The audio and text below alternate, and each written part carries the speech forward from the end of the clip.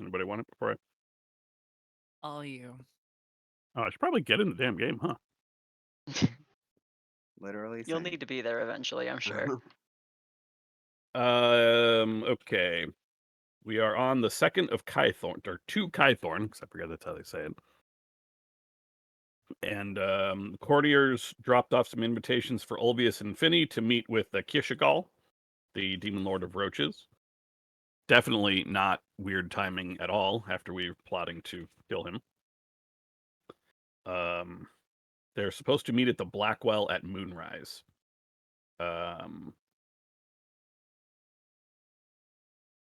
Excuse me, hiccup. If anything's finding Baron Coughspittle might help, find because no one knows what no one knew at the time what the Blackwell was. We found Baron Coughspittle, a fairy with dragonfly wings, feathery antenna, full name Baron Rufus Coughspittle, standing for the Lord of Sewers. Let us know that key factor, Kishigal only took over after the Lord of Rats mysteriously vanished from the sewers, presumably to Faerun, where we ran into him at the start of the campaign, where he was looking for an artifact in the sewers. We then chose to spend some time getting ready, since we weren't going to be hunting the sewer lord, for the mixer. There was some purchasing. There was some shopping, purchasing of fancy clothes. What in my head? I can't even read my own writing. Oh, I even picked up a piece for Pakareva, 50 plat gone, but what else am I going to use it for here? Inks was then visited by a person whose name I did not write down because Torek never actually heard said name. But I believe, if I remember, Cody, your name for her correctly, it's the Wabbit Waifu. Oh my god. God. Yes. Oh my. Got you, Cody. Thank I you. got you. Thank you. That got Doug's head up out of the work. Yeah. Yeah, Doug For just a went second, up I 2 get it. points on the That's verticality scale there. fine, because it actually clubbed me over the head. Okay, so we I'm got a down. net. Yeah, we got a net 1 increase in verticality scale. 3 down, 2 up. We haven't seen or met this person, so maybe Inks is just fucking with us. There was some other discussion on who might be interested in inviting who to this soiree, as well as then a move to plan how to deal with the. Well, there was a meeting between Finny and Ulvius with the Demon Lord of Roaches, the Kishigal, where they agreed to help find him a wife. As we're going to go with, as part of a plan to ambush him and deal with him and his people-eating ways. This is all from memory instead of journal, because again, not there, didn't write it down. The eventual discussion turned to using a variation on the tea house to trap a Kishigal in a place where he would be less likely to be able to get aid. Any summoning abilities he would have would still work, but like things already in the Feywild would not be able to get into the tea house. And that is about where we left off, although it is possible that I am missing something that I did not write down because I wasn't there. But I think that's it.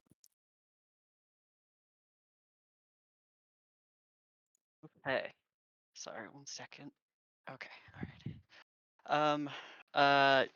So the end of session, there was established the plan to build the tea house into a convenient place to meet at Gishagal, where you guys could enact the Lords of Light's will and exterminate him potentially. And so because these events occurred on over the night of the 2nd of Kythorn, the next day will be the 3rd, and you have that day to do as you would like. I don't know how you want to invite the Lord out.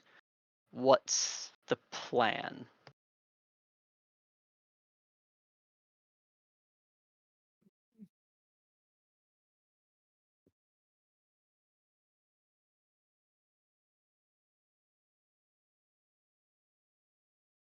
I figure one of you two that's got a bit of an in with them, say that you found was it a potential spouse?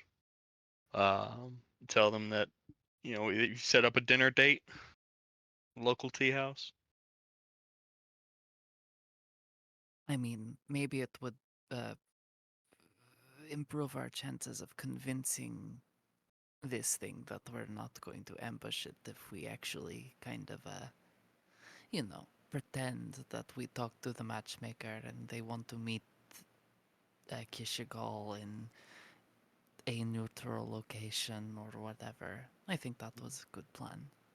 But, perhaps we don't jump the gun and do it today.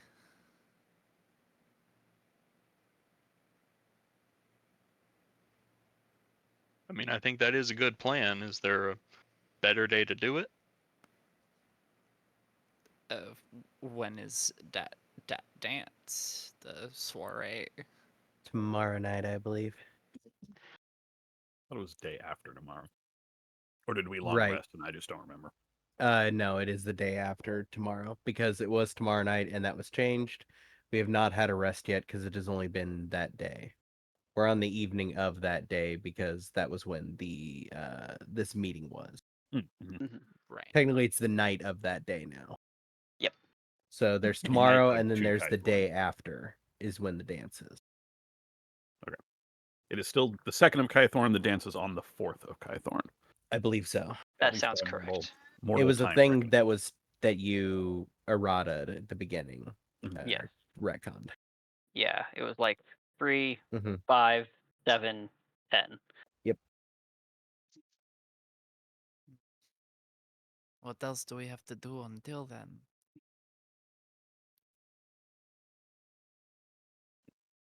Some people need partners still for that thing, right?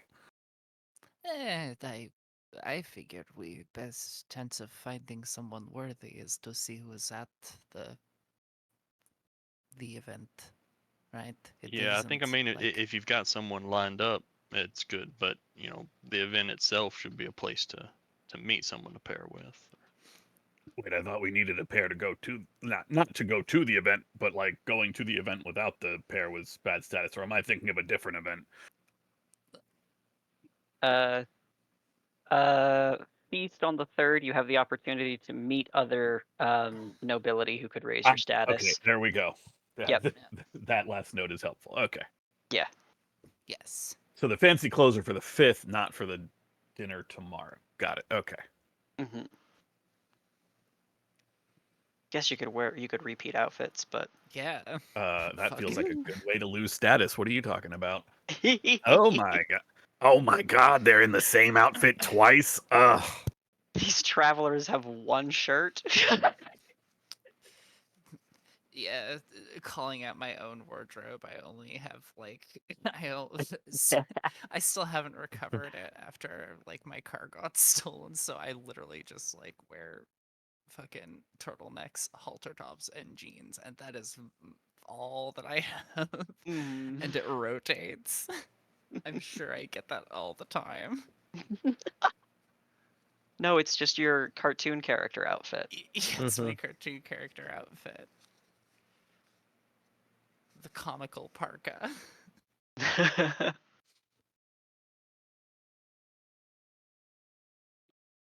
So for things you can do today, you guys can go out and continue to socialize. It doesn't have to come to finding dance partners, but it can just be making friends and allyships that have the potential to increase status. Just no promise of doing so. Um, the other things, let's see, you've already been out shopping. Um, I think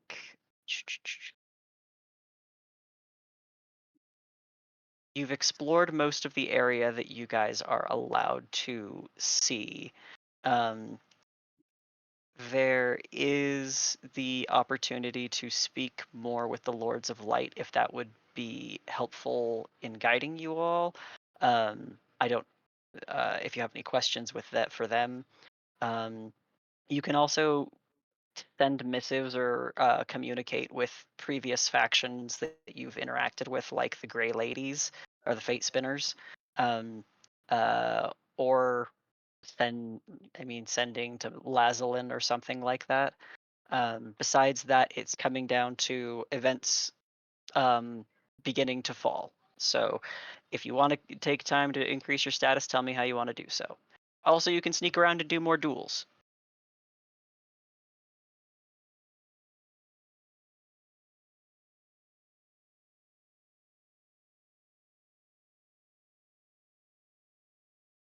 And I guess I should know, is there a thought to actual timeline for trying to bring in a Gishagal?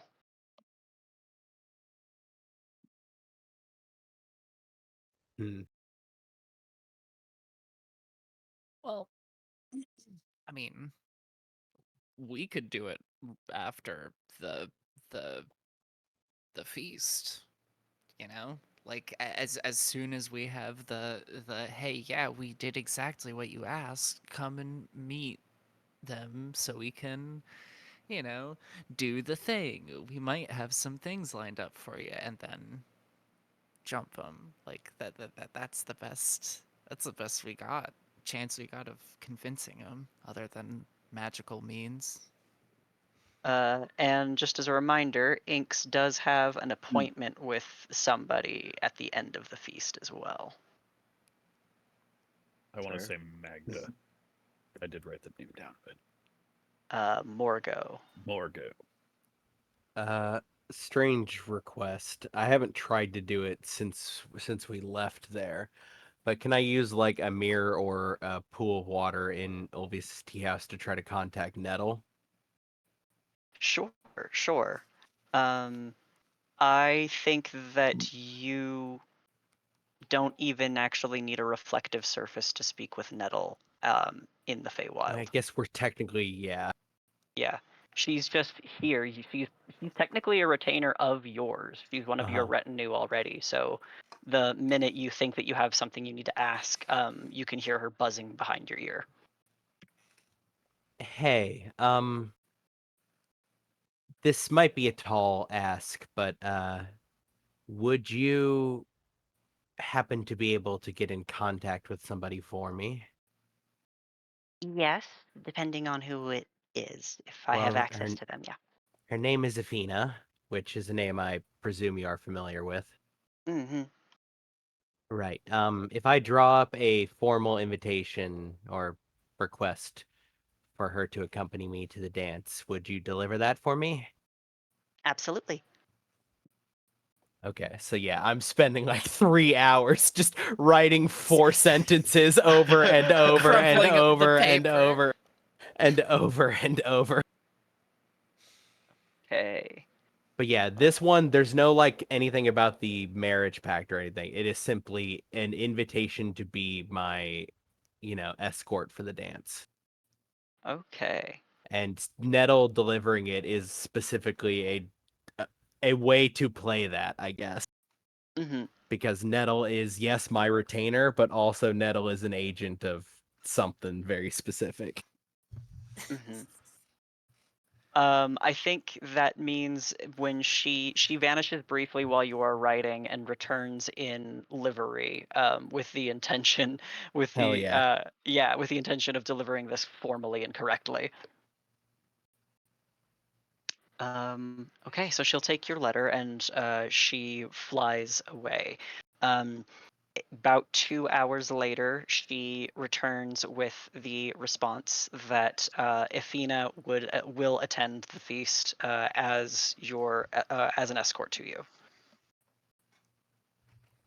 Yeah, I will tell her to uh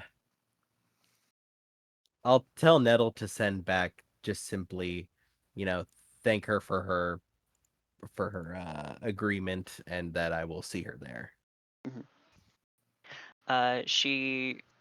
Nettle tells you that she seemed practically minded about it, very professional, and accepts the invitation formally.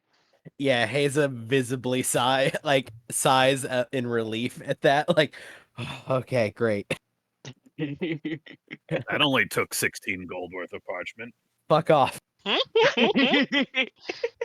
Fuck off. You didn't. She looks over to the side at the stacks of paper he's been crumpling up. You didn't see any of that.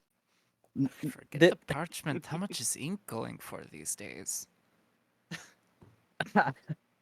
But Sand is everywhere. Everywhere. I don't even know why you sanded the paper. You didn't send the paper. It was a verbal invitation, but hey. It's the.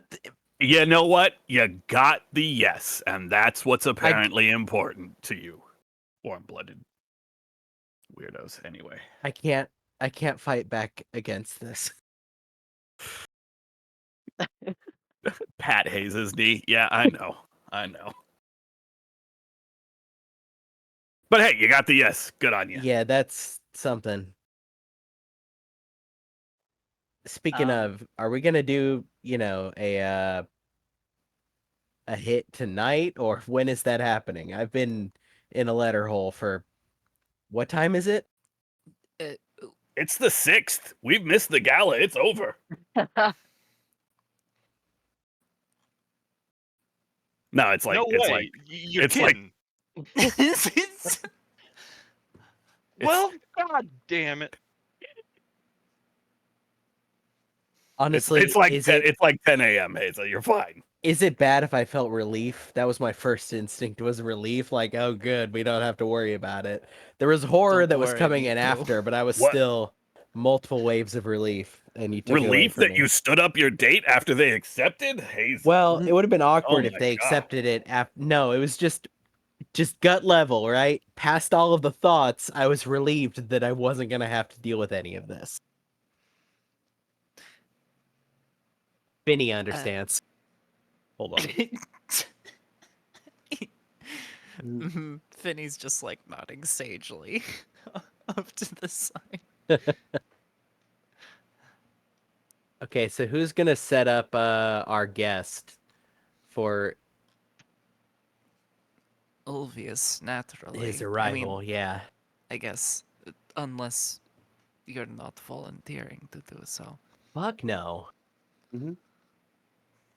Then it's either you or him. You're the talkers, or Godric, but I think they would be kind of they would know, you know.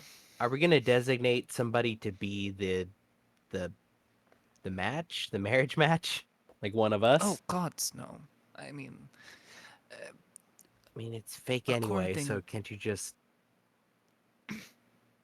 No, I don't think we would bother. We would just lead them in here, close the door, and you know. I mean, yeah, we invite them out with the pretense of meeting with the matchmaker, and they're the first to arrive. Here's your seats. Here's some drinks. They should be here soon. Let them settle in, and then bada bing, bada boom. One less demon lord. Once they cross the threshold, it barely even matters. But that's good. I mean, yeah. They can just leave, though, too, right? So we're gonna have to be a little funny, clever.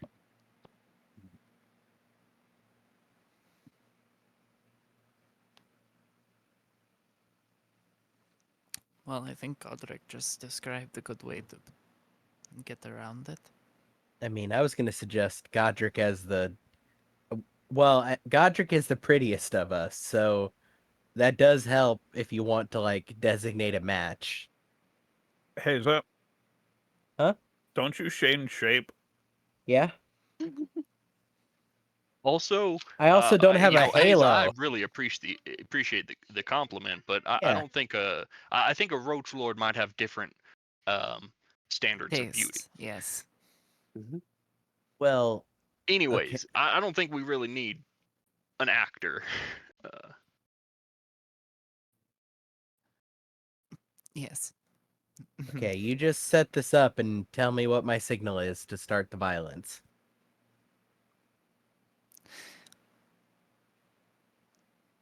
Yeah. So I think to keep the pretense up, it would either have to be after the feast, probably late on the 3rd or on the 4th. But it seems like people have things to do on the night of the 3rd, so the 4th would be good. Why after the feast, though? Well, because we need to, like, they specifically asked us to talk to somebody that is going to the feast to get them a match. We can go back there and say, hey, good news. We talked to the person that you asked us to talk to, and they got something set up. Come on over. Alternatively, we could bait it by saying we've got somebody that can be a date for you for the Well, I for mean, the but then it loses a bit of that panache, you know, like there's already a bit of like surprise that the plan isn't going to plan, you know, like we come down there Yeah, like telling him. tonight and we're like, hey, it's actually no, fuck all that like fey matchmaker stuff, we actually got you somebody. Mind you, this is a demon lord. Hey, we got somebody on your level, so like fucking come on over. We definitely I know think, it. yeah, I think Ill Finney, will you've got hear. a very good point because, all that Kishigal asked y'all to do was talk to the matchmaker, not to specifically find him a match ourselves. So, Yeah, exactly. you know, Uh, he was pretty clear if we that overpromise, we he might might have. fall. Yeah, we. He was giving us a resource to find someone for him. He was not asking us to do it, you know. So I say just as little deviation from his request as we can, and as soon as we are prepared, then it has crossed the threshold, we start doing the duty we were contracted to do.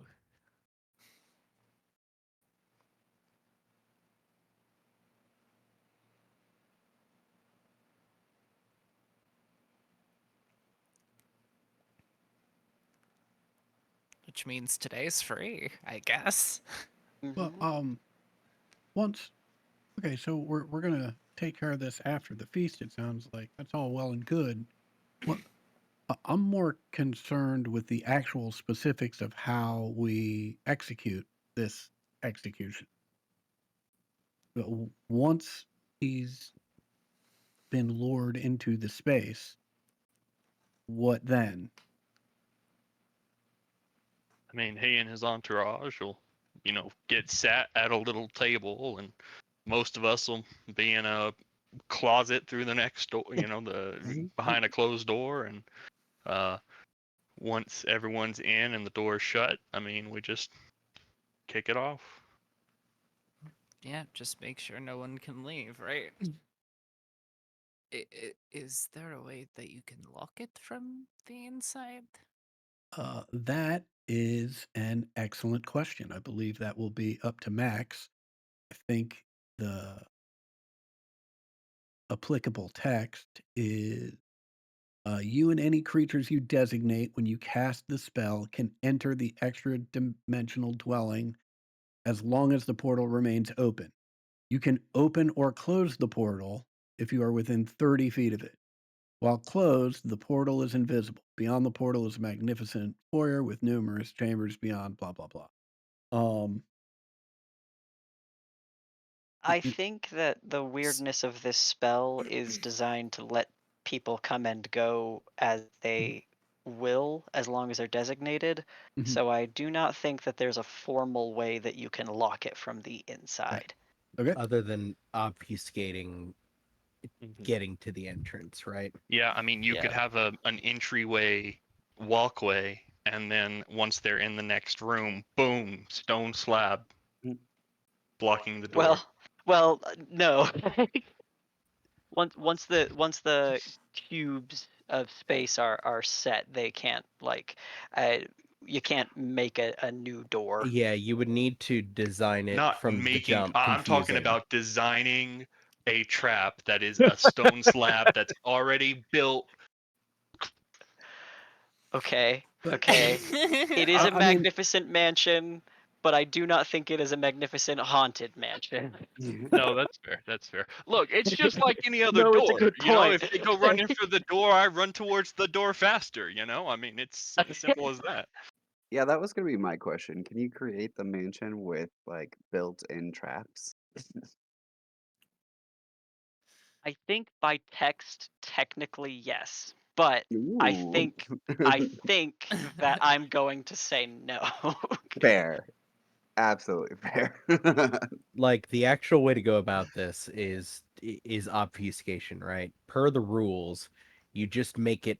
It's very possible to get out. It's just hard to get out because you make it a hall of mirrors or you make it Well, confusing in I some mean, way. I mean, it By needs the- to not be suspicious when they. Right. I do mean, it by the first time. rules, right? I can open or close the portal if I'm within 30 feet of it. While closed, the portal's invisible.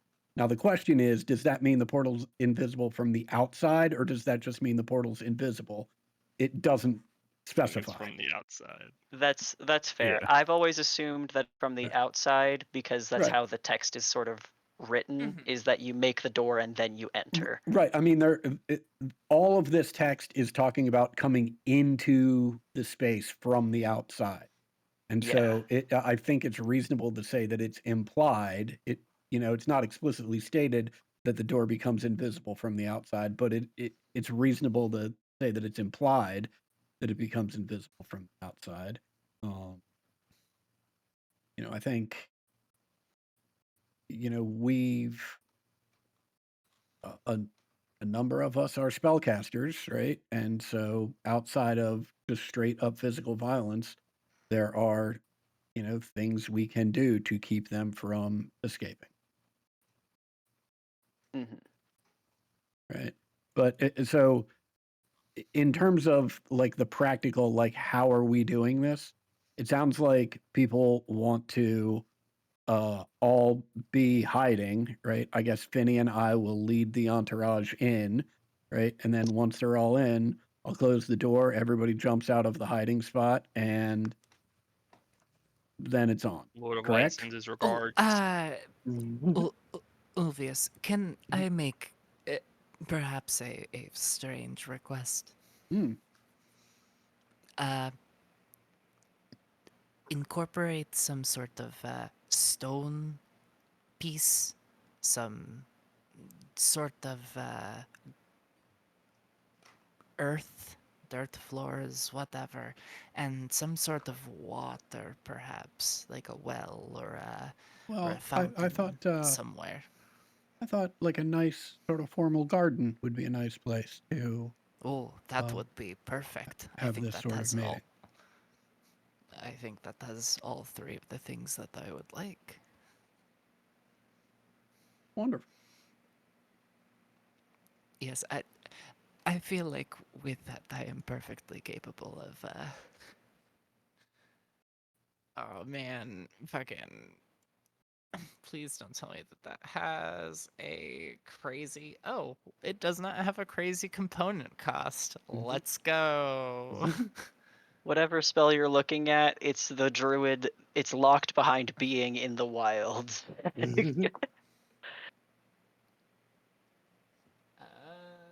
But that said, if Ulvius builds a garden, in then fact isn't. It says on a surface. It doesn't say where. beautiful, beautiful. With Ulvius's garden, resources like water or earth would be that's acceptable to me. Okay. You've got those kinks worked out. And next. Okay, sorry if this has already been covered. I'm sorry. When are we trying to get him here? After the feast, before the dance. Okay, and is that going to be after Inks's interview or before? After? Do we have? I would say, do we know when that is? I thought Right that still after the needed to feast. be. Just right after the feast is when she is Okay. expected. Yep. Yeah, probably after. Probably like morning of the 4th when we have a free day between that and the dance. Okay. And is there other things that you need to line up for your ruse to get him inside?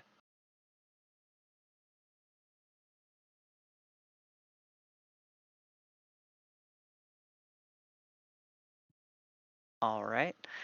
If that is the case, I'll give last call for social or combative activities for the day of the 3rd. Let me. I apologize. Let me just be clear in terms of the timing. Today's the 3rd. Feast is the 4th. Murder in the Gardens on the 5th. Is that accurate? Feast is the night of the 3rd. Inks's interview is the night of the 3rd. Murder is the 4th, either in the morning Okay. or And later. we're on the 3rd right now. Correct. You're in the morning of the 3rd. Okay. So gotcha.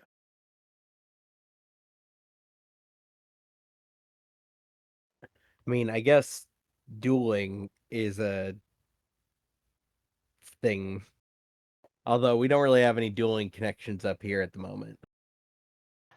You have the opportunity to surreptitiously try to establish some duels and try to get some more status if you'd like to. I'll go for that. Sure.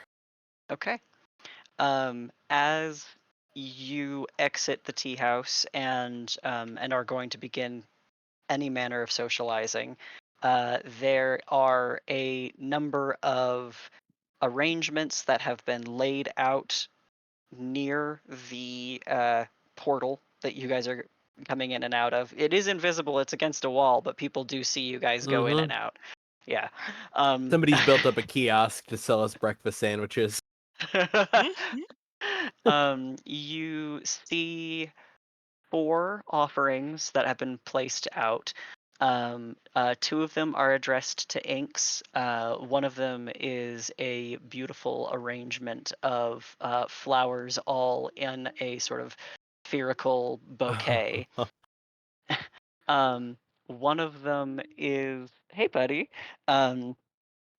is a sculpture made out of steel armor that has been hammered into a sort of like humanoid figure that's sort of in a dancing position. Those 2 are addressed to Inks. You'd like a starburst? Okay, you can have one. I'll help you, buddy. After I find the needle I just dropped. That's Oh okay. I Lord. found it. It's okay. Okay, thank God. Let's see. The next offering is to Ulvius. It is a pincushion that is filled with porcupine quills. And then Haza, you have a coupon for 50% off of an armor fitting. Well,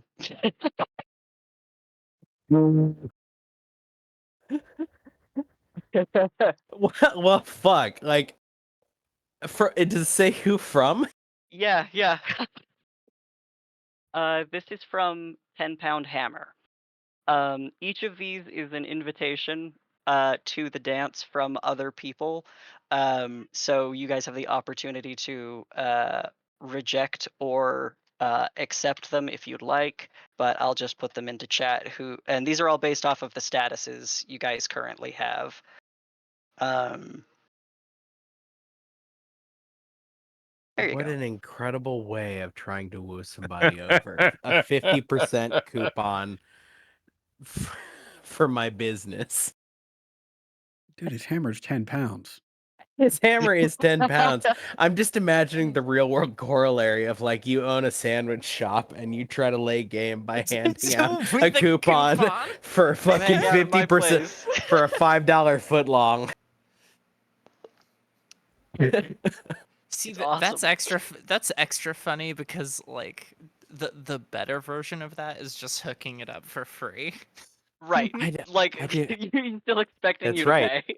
I don't know what I did to seduce It's 10-pound hammer. It's also just a fitting that Yeah. you're getting 50% off of. It's not 50% It's off it's the a armor. it's a guy getting measurements.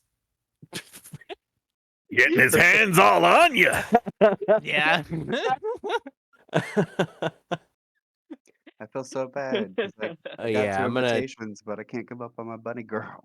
quietly leave. I'll pick it up out of politeness and pocket it. But then proceed to try to find a duel. Okay. Yes. Let me look at your I've what level used you are on. persuasion before when I was trying to do this. Yes, I've got a yes, which means you can use a special skill from your own, like if you can convince me with a skill that you already have, or if you want to use int or wisdom in a non-skill based way. Either of those will work. Special skill meaning what? If you want to use deception and specifically lie to somebody to trick them into a duel, or if you would like to use medicine to, let's see, we could convince someone that it's good exercise. I think getting somebody into a duel, weirdly, it would be fun to try intimidation. Okay. Just because that is a way of just squaring your shoulders and being like, okay, you ready to go? Okay. Like intimidating a couple people out of dueling until the one who won't bend is like, you, fine. You're talking shit. Let's go.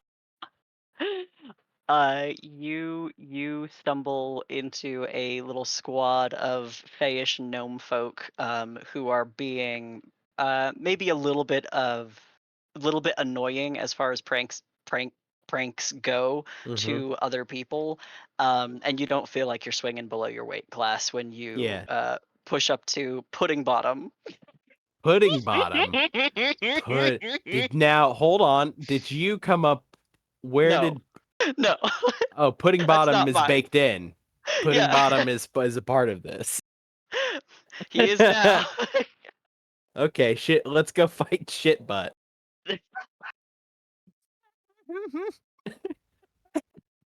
Okay. How do you go from pudding to that? No, I see it. I see it's a line, Ted. Yeah, it's pretty straight, I think. It's You a gotta horrible, be a little. horrible. It's It a just tells me horrible you're not line. feral enough.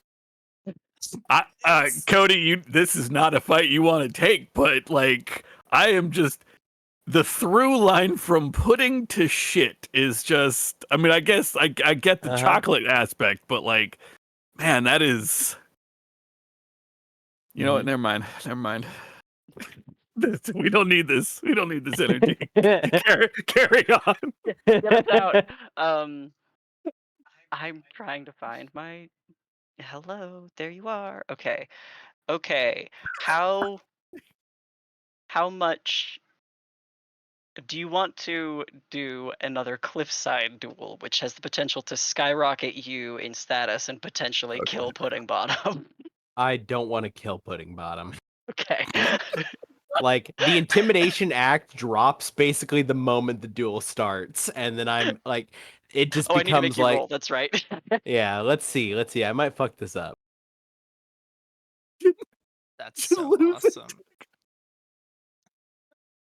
It would be really funny if you lost Well, to shit, but God. It's good to have a +10 so that you can fail upward. Okay. Easily convinced to get this guy get under his skin, and Yeah. let's see. He's he's actually a little bit hot-headed as a result Yeah. of this 20, and so It's like the intimidation is targeted at all of his friends, right? And it's to find the Mhm. one who will not break, the one who's like, "Fuck you, fill your hand," Mhm. while all the others are intimidated into not doing it.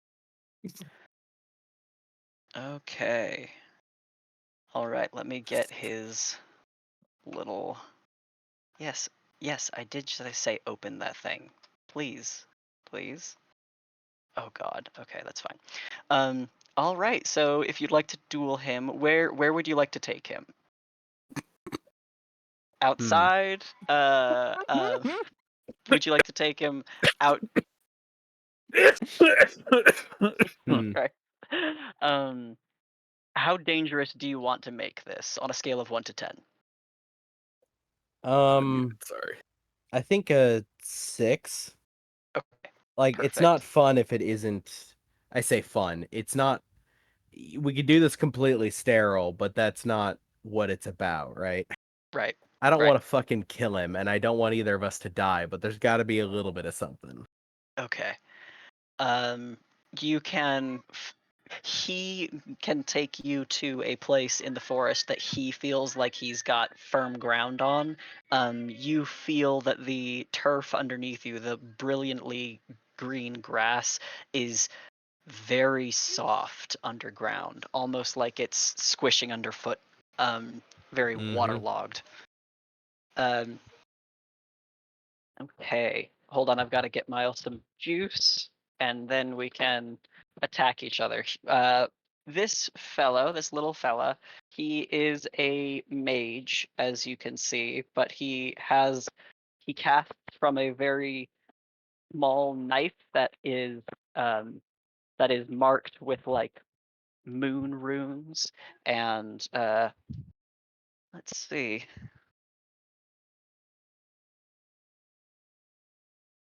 And you find out he's a little bit of a cleric, though Ooh. to what spirit you may not know.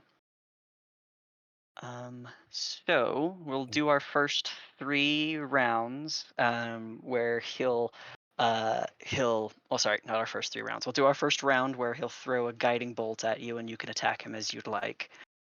And we'll Yeah. do our attacks. I'll do the 3 Eldritch Blasts as I'm, like, running forward, because I assume we, take our paces, then turn, Yeah, and it's just quick draw. absolutely.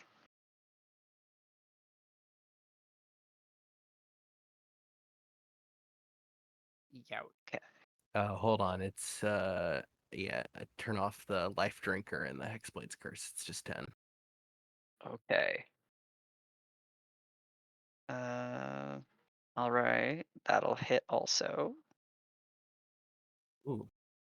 The 17, even with a shield, is still going to hit. Um, Oh, damage is trending lower. oh, that's okay. You're not trying to kill him. Yeah, True. you're seeing that you're hitting him more than you expected, maybe. Just Just putting less juice in it. Okay, and he rolled a nat 1 on his oh, guiding bolt to hit you. So that first round goes to you easily. yeah, as I'm running in, I just turn the greatsword greatsword in hand, turn it sideways to swing it like a bat. And those gusts of wind rock into him, slash slash slash, and buffet him backwards, knocking the guiding bolt into a tree, Mm-hmm. before it even gets close to you. And he will simply attempt that again on the second round. So we'll do our second bout. Ouch. Ouch. Oh. Yeah, this one fully, the sword is sideways, and I'm just Bonk. swinging it like a bat. It's a 15 hit. Nope. Okay. Ooh, Your armor catches the light of this silvery bolt. it's enough to throw me off, though. Yeah, Second yeah. swing goes wide. Shakes you back. That's still a win for you in this round, which means that unless you guys tie, he's definitely toast, and you can see him sweating in this duel. Mhm. Final round.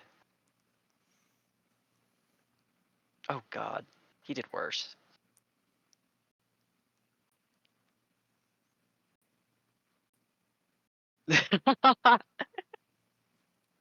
All right.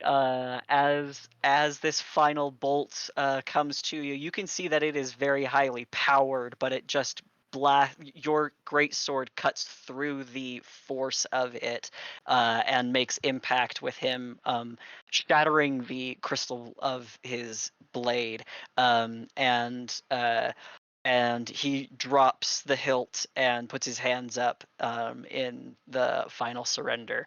This will yield you a total of 6 points of status, which is pretty solid for. Yeah, He did shit. I will dismiss the sword and then reach down to pick up his, foci dagger hmm and turn it out to him palm first. Well met. He takes it. That was surprisingly fun. Reach out to Oh, shake his little I'm hand. glad. I'm glad it was fun for you. Well, yeah, by the way, I turn and step into a bit of the mud behind me. I look back at him and make a face and say, "Clever choice of terrain." You can see that he's light enough that he almost floats on top of it without Mhm. it bobbing. Yeah. As I clink my hand on the clink my hand on the breastplate. Yeah, that could have gone worse for you. I But will you wink did and well. levitate. Use my ascendant step to levitate just a little bit above the ground. Okay, fancy bitch. Face cheat, you know. He'll take you back into town and he'll actually buy you a drink Hell yeah. because you did waste him Oh after yeah. after roughing him and his buddies up. Oh, the thing about it is that the second we're back into town, all of the big dick energy that Haza was swinging with is completely evaporated. Like, it is very clear that it was, it was a kind of ruse. Okay, then these kind of shitty gnomes take onto you pretty well.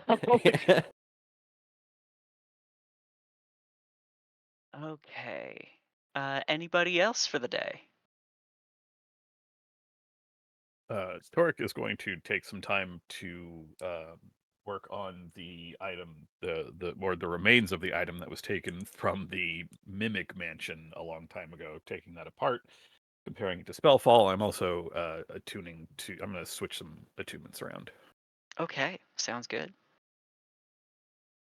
Essentially, mechanically working on some crafting for Torek's day.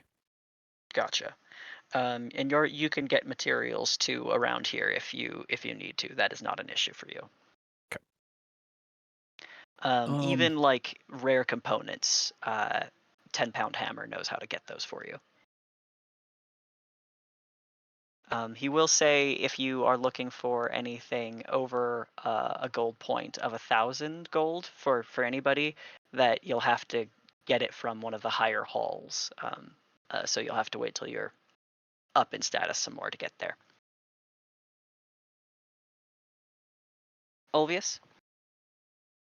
I can't recall if we've covered this or not, so I may as well ask. Any place in town that Ulvius might be able to peruse some spell scroll?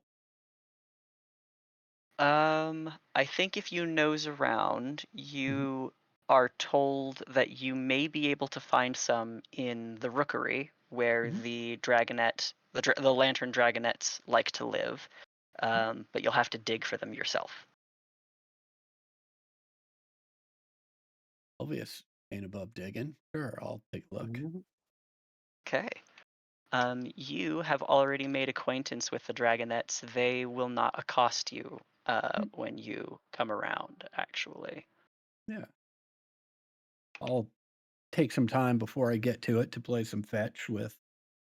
I know there's at least one that enjoyed that last time, so I'll spend some time goofing off and then start rooting around, see what I can find. Okay. Why don't you roll me I will either let you roll an investigation check or a persuasion check to the dragonettes for them to find something for you. I think I will do my own snooping. Thank you. I will.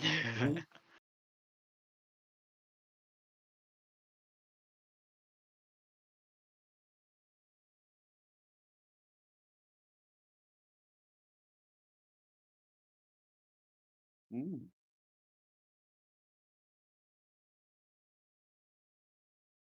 Okay. That's very good.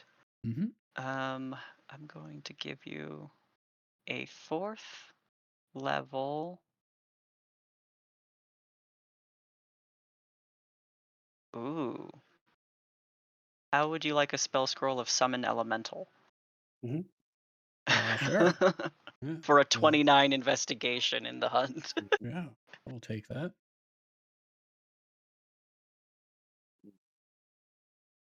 Very much. Hmm.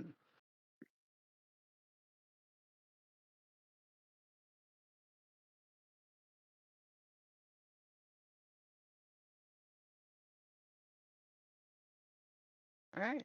Anything else for you, Olvius? That is it. Thank you. Okie dokie. Anybody else? I think I'd be interested in looking for a dueling partner as well. Okay.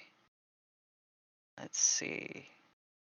I have in your category, I have a roguish fella named Velvet who is looking to do something incredibly dangerous and risky in order to pick up their status. Well, it's better I go along with you and make sure you don't get too hurt. Fuck,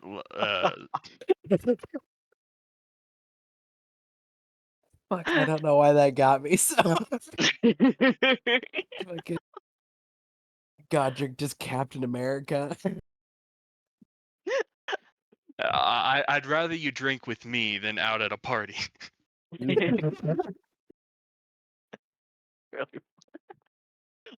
Okay, what kind? I guess on a scale of 1 to 10, what kind of danger do you want to present to this fella?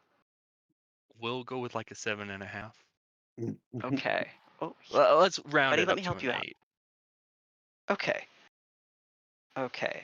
If you want to go that dangerous, you can compete in a cliffside duel that has the highest amount of risk factor to you and to Velvet, but also the highest risk and reward. Yeah, let's go for it. Okay. Not to push everyone to that one, but like it's just you have the chance to do really good or have something really bad happen. Okay. So, Velvet takes you to the edge, or it takes you outside of town to the roads that sort of climb up this way on the way to the arcade and finds the ledge that so many people have hidden out at. What do you want, buddy? Okay. Armed with 2 short swords, Velvet the swashbuckler gets ready to attack. For the first round, will you roll your attacks? Okay. Da,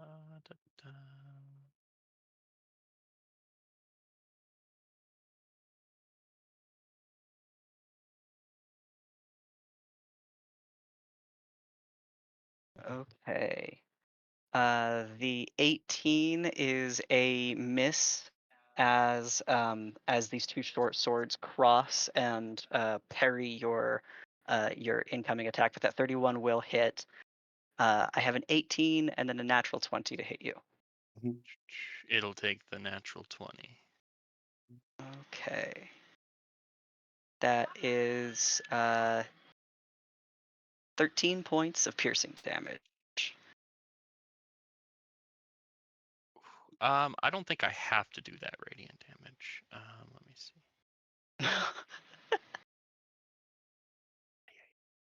Improved divine smite. Whenever you hit a creature, the creature takes an. Yeah, it doesn't give me an option. Okay. That'll be okay. This radiant light, he is vulnerable to. Uh-oh. Awesome. Oop. All right, you want to attack again? Yes. Second round. Got a 16 and a 26 on this on this one. 27, Mhm. 25. Okay. It sounds like the 26 is going to hit you, right? Yes. Okay. One sword goes up and catches the glaive, but the glaive is too heavy and brings Velvet down to his knees. That is 13 points of piercing damage for that next attack.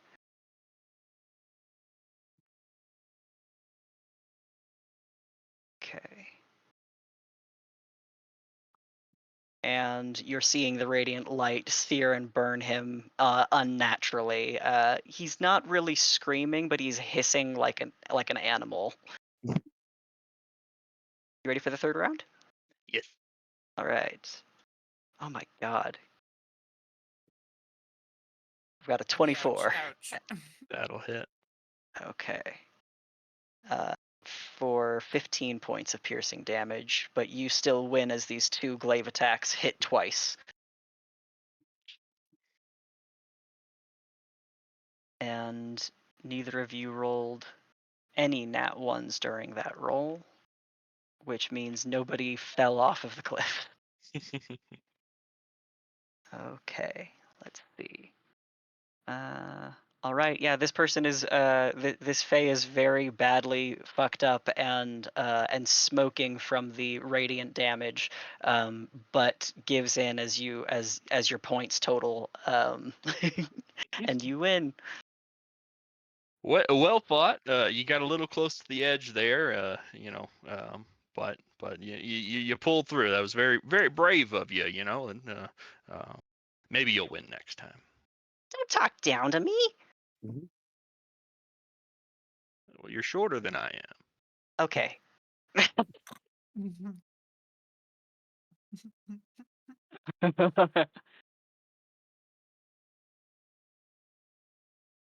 Yeah, they're pretty hurt, and they are probably not as friendly to you upon leaving.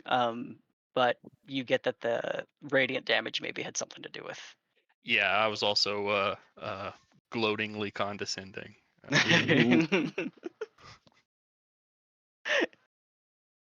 Okay. Anything else you'd like to do that day? No, I don't think so. Okay. Inks, anything you're looking for? No. I just gotta send my very nice denial letters.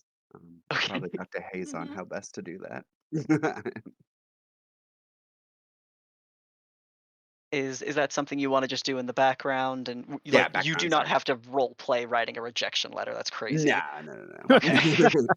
In the evening, there's a 3-hour montage of me getting back from hanging out with hanging out with my new friends, and Inks is just fucking hour and a half deep into trying to write rejection letters. Just surrounded by crumpled up paper. Uh-huh.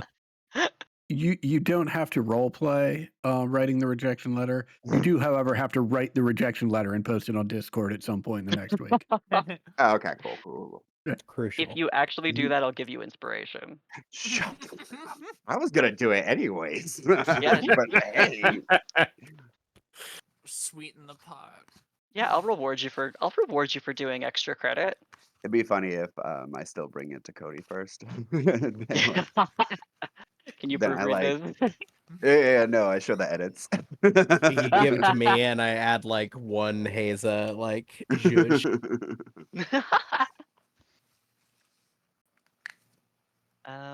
Finny, anything else you want to do today? No, no. Something's been compelling me to do something fucking crazy, like challenge the hag to a duel. Okay. But I don't think she's going to do that. Actually, she's going to ask Ulvius if he's keeping the like how long the tea house lasts and like if she can hang out in it for the day. Oh yeah, I mean the tea house lasts for 24 hours, and at least since we've been here, I've just been recasting it as it disappears. So it's essentially always here.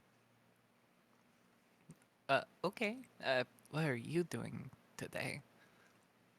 Oh well, just got this cool scroll. I thought I'd start doing a little embroidering.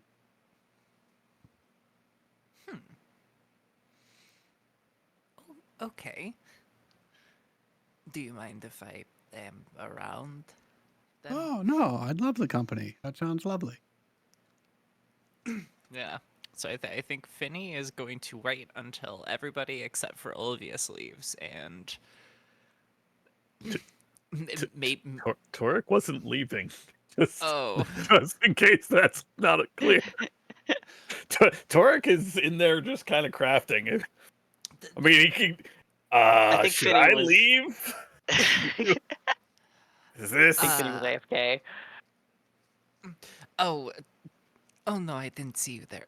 I'll just take this into my room, and yeah, she'll just spend the day reading from the weird, crazy book that her auntie used to have. That's been Alright. all the rage, and maybe seeing what's up with that. Sure, sure. Do you Seeing think if Finny has there's spent a any. lot of time reading this in the past? Or any time reading this in the past? I don't think. I don't think so. Um, I think. I think she just like literally took it as, you know, the like the sort of things that her hag ward like carried around with her and like always used and stuff. You know, like the broom and the sickle and all that fun stuff. Like I feel like this is one of those, and this is one of those that she hasn't really like cracked into, because like the sickle's a practical use thing. She gardens, you know, that's Mhm. used, but like the book, eh, it's sticky and weird. She knows it's magically valuable because it's, you know, her auntie's book or whatever. It contains a bunch of magical secrets, but like beyond that, Okay. I think with that in mind, this being the first time you've even tried to read it, you are surprised that the book feels like it reads itself. And maybe that's your spores, possibly, but like you feel like you hear the voices of its authors as you read. And these are, I mean, this is a book. Imagine a cleric book of druid spells, right? mhm. Like this is druidic magic, mostly tailoring to the most foul and necrotic of it. And you probably don't learn anything. Like obviously mechanically you don't like learn anything, but you see how the magic you have been taught all came from this book. Yeah, and like, is there any specific sort of like, is it all stuff that's like, you know, steps on recipes and material component stuff, like very bland whatever, or are there like like notes and stuff from different owners of the book, and like she might try and like flip to the later to like last pages and Gotcha. try and see where like is there any, how did this end up in my hands kind of Mhm. thing. I think that these pages contain no small amount of real blood, and you can see the pages that are.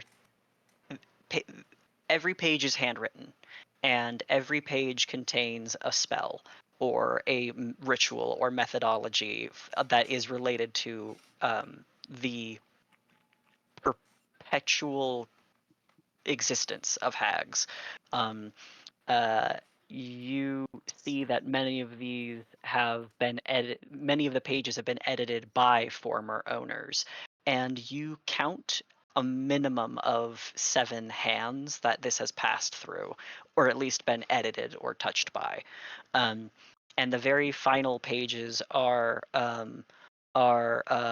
Bobble Snouts, where she talks, where she is more invested in this not only druidic nature of magic, but like this mycelian rot version of it as well.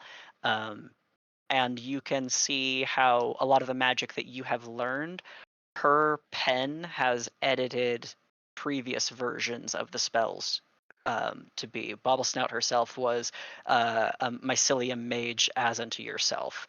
Um, and changed the book in her own way to make the spells work for her, just as every previous witch had done so. Cool. And there's no like there's no names of anybody. It's just Finny recognizes the handwriting of somebody that she's familiar with, right? I think that's probably the best. I think you can see that the inside cover at different times had inscriptions, but names are literally burned from it. Yeah. All right. However this passes hands, it is never through peaceful means. Very clearly. Oh boy. Glad I have such a hot ticket item on my person. Yeah. And I think that this book will give you, Finny, information that any PHB could give you about what a hag is, how they are made, where they come from, that sort of thing. Yeah. The only thing that it doesn't detail would be like history, like Baba Yaga and Igwilv. Like that's not going to be there at all. This is all the practical magic of the craft. Yeah. Like, yeah. Gotcha. Maggie just said couple of great movies right there, which I guess I did. I did name drop twice, but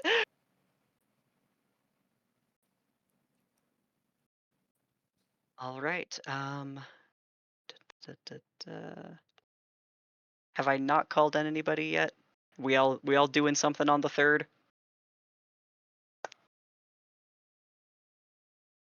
Okie dokie. That means that from the lighting of the dragons, it is going to become time for the feast. Hey. Mhm. Sorry, I was just looking at is it in, oh, never mind. I found it. Gotcha. I was looking for the book in the Roll20 and I couldn't find it. And then Oh, I did. sorry about that. If you need help finding it again, let me know. No, you're all good. Okay. Okie doke. Let's see.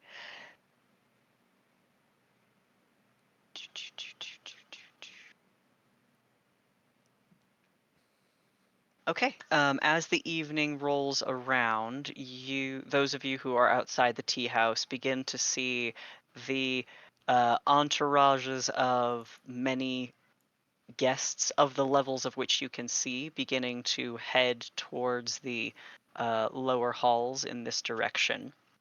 A few of them are even escorted by attendants and servants of Senelise. One such dragonette and squire come to your group to inquire if you intend to sit all together or if you wish to be divided per your status.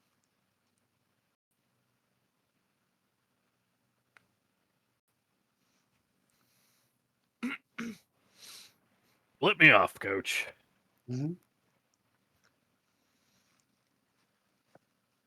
Okay. In that case, the dragonette will escort. Let's see. See Torek. you all after the feast. Yep. Torek and Ulvius and Finny will all be I was only sat speaking together. for Torek, just to be clear. Oh, Oh, I'll go no, with Torek and Finny. Yeah, no, I'll go with Torek and Olvius. Cool And- kids table. Torek looks Okay, well, disappointed. I'll just be on my own. See you guys. Pakareva has to come over here. No, I'm just kidding. Yeah, no, Pakareva is sitting with Ace. Pakareva's sitting with the queen already. Real recognize real. Okay, I'm going to. She is a celestial. She does have. Yeah, ranks, y'all. All right.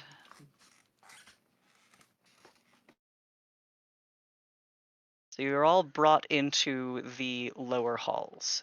The dragonette will direct Ulvius and Finny and Torek to a place that you are notified is called the hunting halls. And I'll take you there. Do. Cute little room here.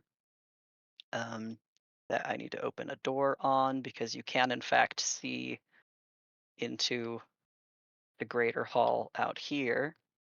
This is a room that is a balcony overlooking the Great Hall, where you can see a good number of the lower status Fae that you have been able to recognize are all sitting here as well.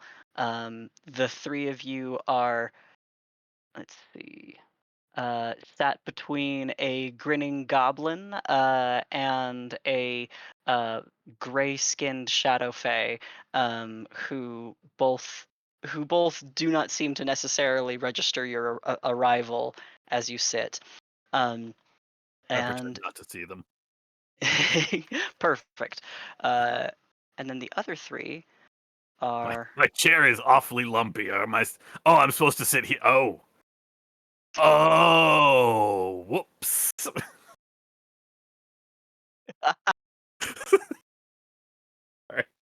Carry on. Torek, make I'm me. sorry. No, it's okay. I'm gonna have you roll a. I deserve this.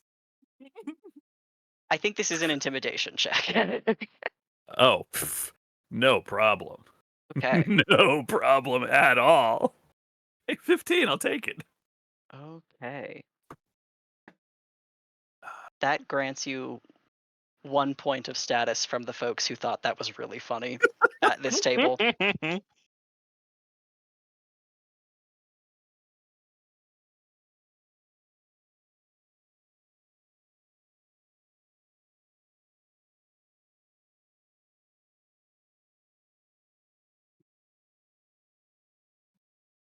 Thank you. Okay. You beat me to it. Okay, Torek. Oh no, sorry. Godric and Inks and Haza are brought into the Great Hall, where there are a number of greater fae that, as you enter, their glamours start to fade. Parts of the room are still sort of very obfuscated to you. You can see that there are lines of tables where there is food laid out in front of empty seats, but most of these seats not only have a guest but have have nobility sitting amongst them. Let's. Do I have a description here? Let's see. Each of them look you up and down as you enter, but then return to their own conversations. You are provided you are provided a finger bowl full of clean water, and then a bouquet of flowers that you can see many other guests are picking from and just eating. Sure. Yeah, I you will start eat. eating it. I will eat some flowers for sure. Mhm. Yeah. Okay. Eating flowers. Sure. Mhm. That has That is only the funniest historically way. been good things coming from that. From the Great Hall crew. Yeah, we're eating Mhm. flowers. Real aristocracy shit. Mhm. Okay. Oh The my confused, blasé way by which you guys begin eating the flowers almost amuses the courtiers who seem to be eating it more deliberately.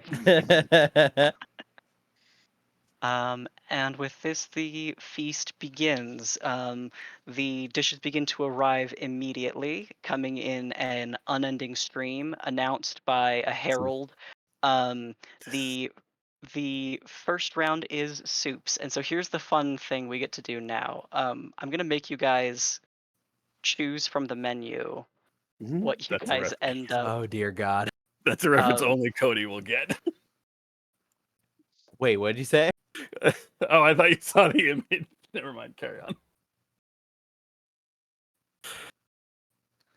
So we're going to start with the first course, which is going to be soup. And you are each presented with the names of these dishes: snowflake soup, sparkling stew, and goblin stew.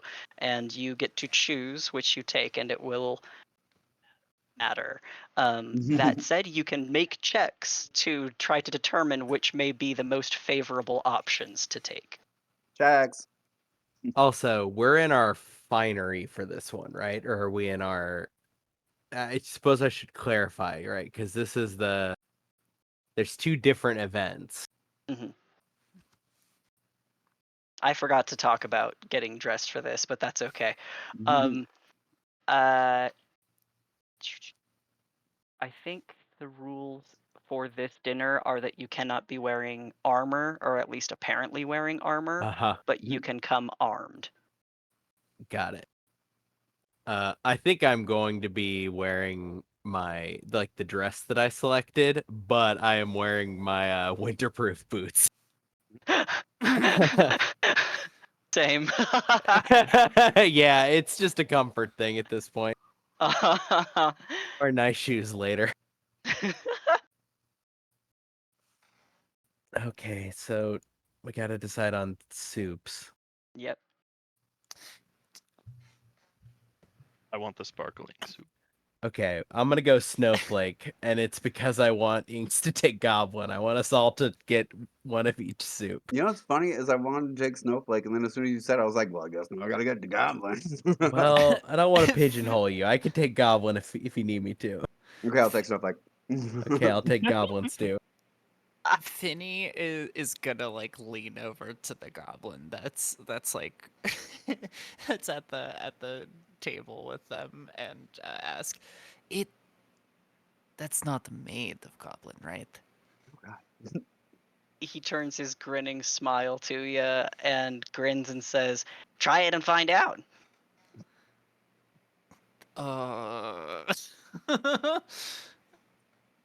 how would You I can roll an know? insight check if you would like against this fella. I feel like he's joking.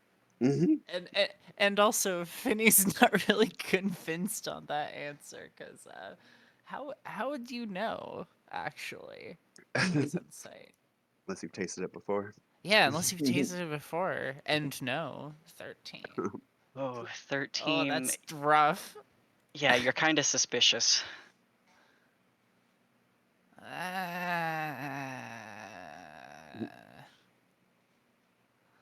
I feel like I've had worse. Mhm. Go- Goblin stew. Maybe what's her name makes it. The cool chef lady. All right. See. Okay, I'm taking that note. All right. Those who have goblin stew do determine that it does appear to have no meat in it at all. It is all root Good. vegetable. Oh, I also should stipulate I'm keeping my my belt on. Okay. Okay, That yes. one's actually problematic to take off. Okay. And Over at the kids' table, Ulvius is off. Ulvius is offering tea in between courses. oh, okay. I'm going to give you another point of status for that because you are once again undermining the authority over here, and the people on your side like that. Yeah. Um, um, okay. So no meat And goblin stew. Got it. no meat goblin stew, boozy sparkling stew. It's a little more rummy than you would expect it to be.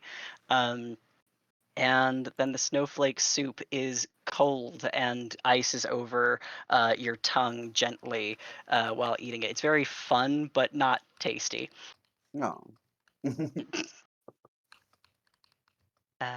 The second course, as they are preparing to do some toasts, they offer you Queen's Wine, King's Cordial, or the Prince's Ale. Once again, King's you can cordial. make checks. You calling it? Okay. Queen's wine. All right. I never picked a soup. I guess I would have gone sparkling. At this point, it's cordial though. Okay. All right. Wine for Fanny. The queen's wine. Interesting.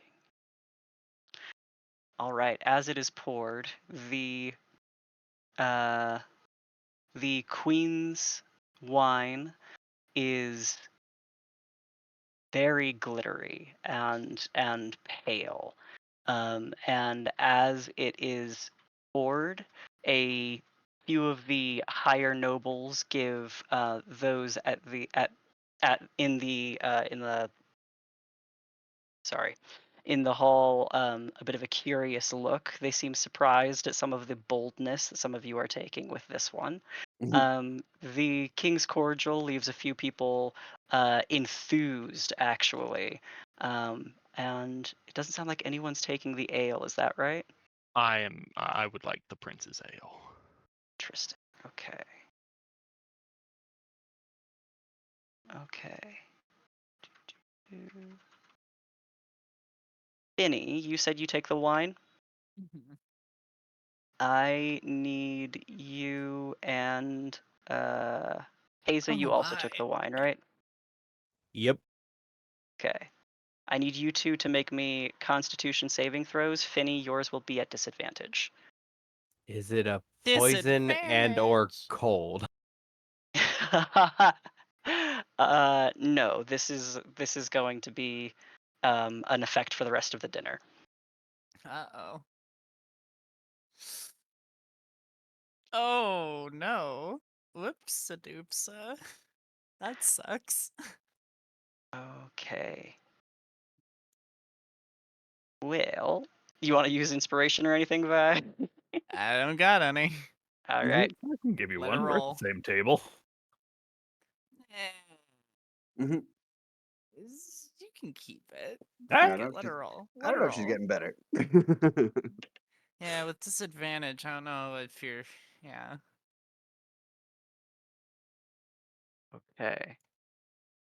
Finny, your vision goes fuzzy just as you begin to see more courtiers in the lower level of the hall. As as your status increases, you begin to feel something burning within you. Um, you It's yourself desire. You feel within your bones something starting to burn. Um, and you will have a -1 to your checks for the rest of the meal. This is doing damage internally. This is doing radiant damage to you inside. Yeah. Oh, ow. Yeah. Okay, everyone else Yeah, is she's just kind of gonna be like wincing every once in a while for the rest of the meal. um as the wine is being passed, as the drinks are being passed around and the toast is being prepared, the audience turns its attention towards the head of the room. You see two there. I've got 2 chairs here, but there are actually 4 seats that are set along along a table. Um, Coming to sit in these chairs are impressive figures. One is a clouded and shrouded figure of darkness that has tendril-like fabric trailing behind it and around it, and a sort of gray and white mist eking out from below the hood, and it sort of floats over to one of the chairs. Haza and I think Inks saw the Inquisitor earlier at the arcade, and this figure seems hauntingly familiar.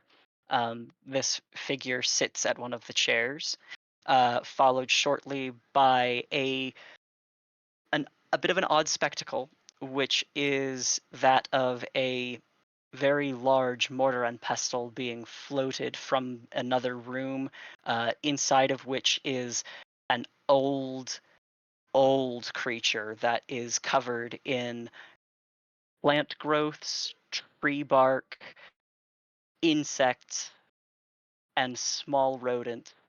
Her gnarled hands cling to a paddle or to the pestle that she uses to oar her way through the air to her seat. And she very springingly jumps from the from her mount into a chair, um, in a sort of disjointed motion.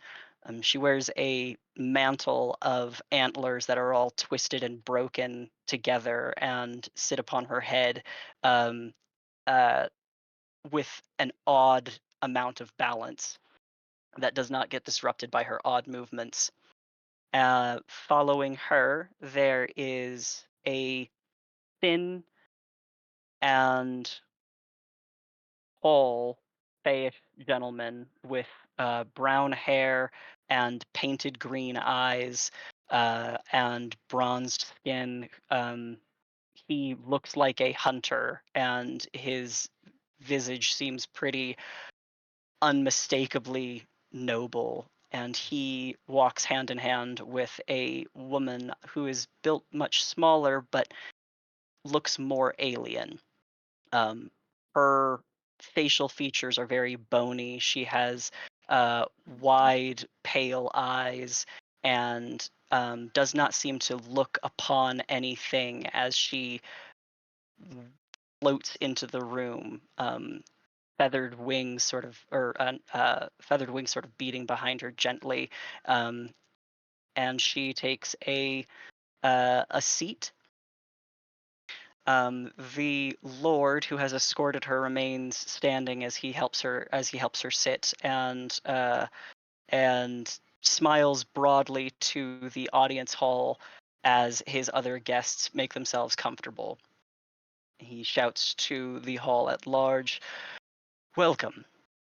Welcome one and all, those from our plane and those from others, to an auspicious occasion. We greet our cousin, the River King, ambassadors, Lord and Lady Alistrai," and he gestures across the hall to a collection of coral coated knights, um, He then continues, "We regret that the young Lord Flax is unable to join us, and we greet the twisted Mother Yaga and return the greetings of the Unseelie in her charge." And he gestures to the old woman whose antlered head bows crooked. um, and we welcome our visitors from ancient lands and lighted realms. The land of light and illusion, it welcomes each and every one of you. And he raises his goblets to toast. Do you all choose to toast the esteemed guests? Do we see this in the other room? Yes, you can all see this. Yeah, sure. I'll Yes. give her a wincing, just kind Yeah. of like. Yep. Sure. Yep. All right. Inks, do you choose not to? No, I do. Okay.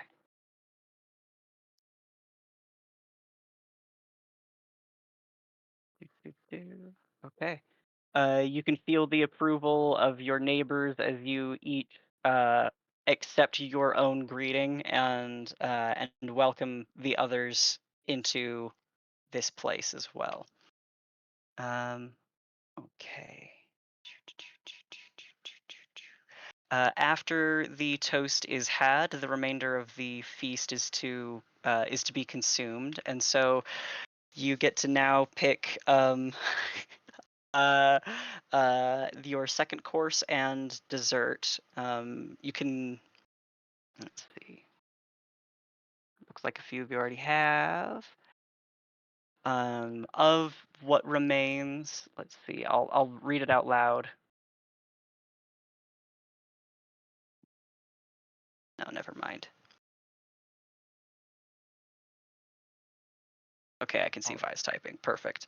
Yeah, Okay, so you are shown the remainder of the menu. You have fresh pork, which is a live animal that is carved for those who are interested. There is the raven's pie. Consuming the pie with archery does require that you shoot the pie from the sky as it is thrown through the air.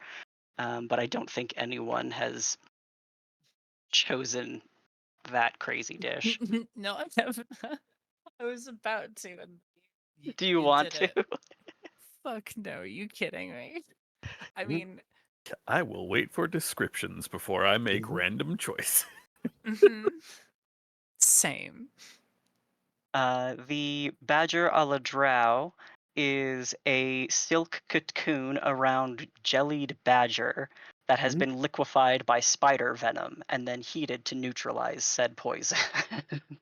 Ooh. Huh. Fucking badger aspect. I'll Disgusting. Aladra. There is the memorial beef, which is a maggot-ridden food from God damn it. that is rotting under an illusion. And let's see. Yeah, that's where we'll. Flaw wine is a wine that is brewed lovingly in the material plane. Those who partake of it here are loudly lauded as being brave. It is made from crab and lobster claw. It is really bad. It's really unpleasant, but everyone here thinks it's highly fashionable. Oh, fuck yeah! That's. I'll try it. Fail another Constitution save. Why don't I?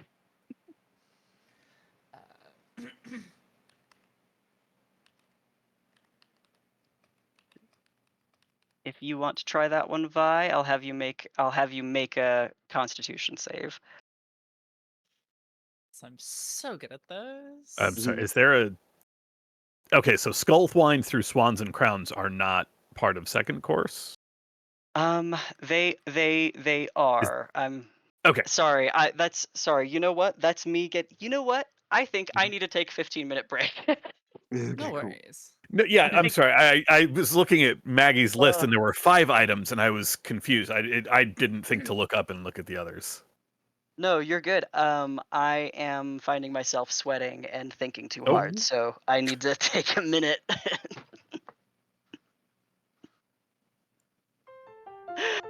Oh, okay.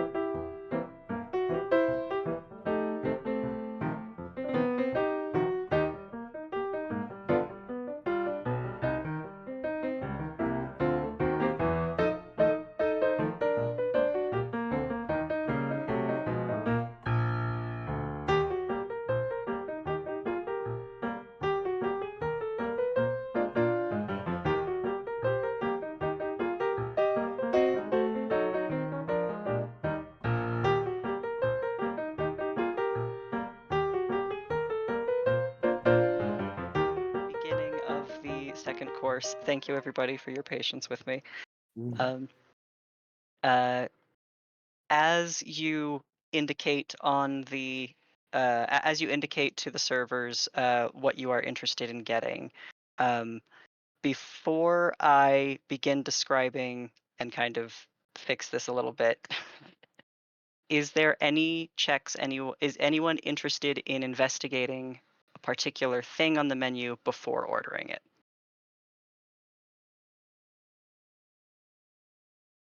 In blind. All right. The one I was tossed up on, but it doesn't. I don't think it really matters because they're both on the list, so I'll find it out anyway. Was Castle Patry versus Chocolate Egg? Just Okay. dessert. Is it safe for my little lizard, my little dragon lizard man, to have chocolate? Everybody knows the Is it kobolds can't eat so chocolate. poisonous. So many things. That's right. Kobolds can't have chocolate, and they also can't have caffeine. Little known fact. It'll kill them Forgotten dead. Realms canon.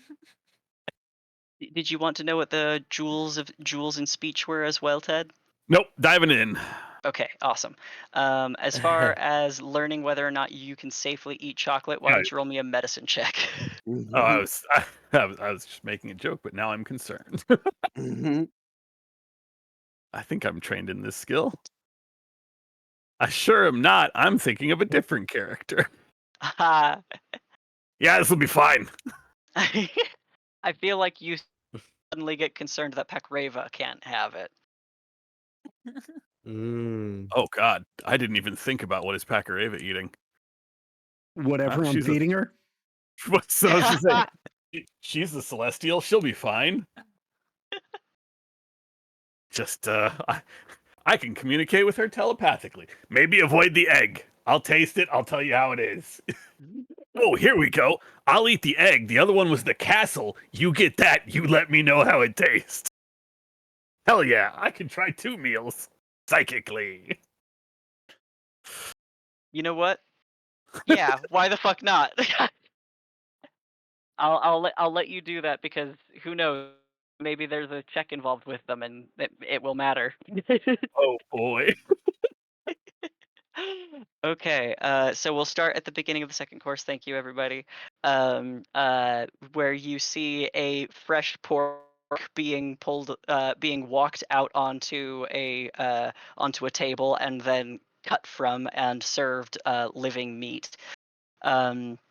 You see pies that they call ravens pies being thrown into the air and shot down by archers with impressive eyes as they fall and onto the plates and tables, some accurately and some inaccurately in front of them. The first thing on the menu that anyone has shown interest in is, in fact, the Badger a la Drow, which is the jellied badger liquefied by spider venom, wrapped in a silk cocoon. Anyone who has chosen to take that, which I believe is Finny and Godric, I need the both of you to make con saves against poison, if that matters to either of you. I don't think I have any.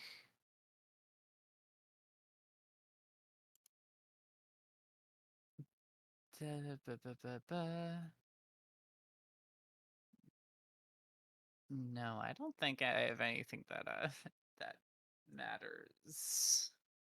Okay. So I'll have you make a con save -1. Is that the 12? Yeah, that's 11. Ooh. And Godric, are you immune to poison? I'm immune to disease, and I'm checking some of my higher level stuff. Okay. I know that if I get poisoned, I can get rid of it immediately. Okay. Then I'll have you make a con save against poison. Ah, man, I should have prepared that spell. I didn't think I was gonna be getting poisoned at the feast. I wish you were sitting next to me. I'd just punch you. I just have to touch you. It's a lot kinder. Well, it costs less resources from me. Okay, Godric and Finny have both both failed the poison against poison, so you will both take 9 points of poison damage and become poisoned. So I'll man, use my disadvantage. cleansing touch to not be poisoned anymore. Okay. Oh wait, that's not Finny's what it not is. doing good. That's a spell thing. I'm thinking of the. Never mind. I have to use 5 lay on hands to do that. Gotcha. Yeah, you eat this badger and feel it sour in your stomach immediately. I lay a hand over my stomach and just say a prayer that I can make it through the rest of the dinner. That's funny. The next thing down the menu is the memorial beef, which Inks has opted into. It is a beast, like a roast animal that is under an illusion, and when it is cut and served to you, you can see that it is writhing with growths and bacteria. Once it is requested, it must be eaten, or else you will lose status. So it is up to you. How much status? I'm not going to tell you, but Like it enough looks to get me like, kicked out of the hall. you know what? Why don't you make me an insight check to see anyone else may be refusing what they've ordered, or perception. Is fine. Hey, oh no, Ooh, never excellent. perception. Right. Forgot. You can see somebody gently push the plate back, and then they kind of blink out of visibility for you. It looks like it's a little bit of a good step down. How big is it? Is it like a big slice or just like?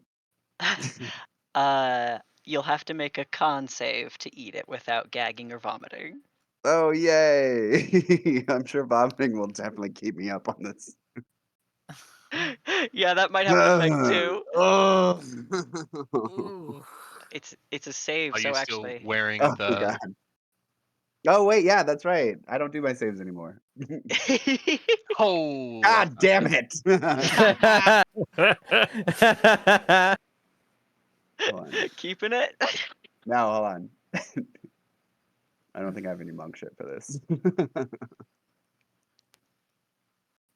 All right, let's reroll. Nah, let's reroll it. I've worked too hard for this. Okay. Oh, Oh, these are bad. I'm rolling. It's not good for me that's either. bad. Look, Inks. I mean, just Aren't monks immune to I think poison at it's. some point? This I don't know isn't if it's poison. yeah. Oh, that was before. My ball. My bad. My This fault. is just gross. Yeah, Yeah. this is Yeah, it's perfectly safe to eat. it's just horrible. It's just bad. All right, so you're keeping the 14? Yeah. All right. Nice, you got So Thanks, Godric and 15. Haza conspicuously Yeah. do not look at Inks while Inks is I've been struggling just with fine with a this. 15. Sorry, Inks. You know what? Haza and Godric, make me performance checks to help Inks right now. Okay. If you can God maintain damn your it, Maggie. composure. Yeah, what's the problem? I don't see anything wrong here. Okay. Okay, Inks, your head ducks below the table just in time for you to not vomit across it.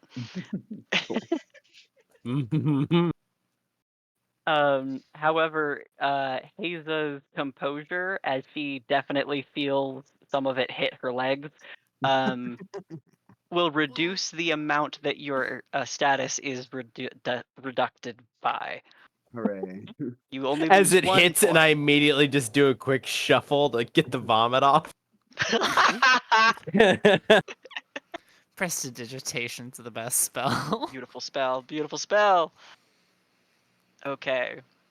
Excellent. Congratulations. Inks goes to Hooray. vomit down Haze's boot.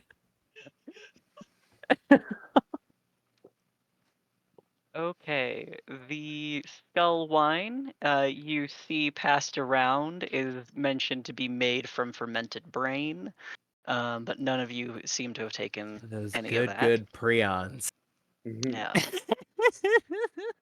The jewels in speech. Let's see. That'd be me and Or- Torque. Yeah. Yeah.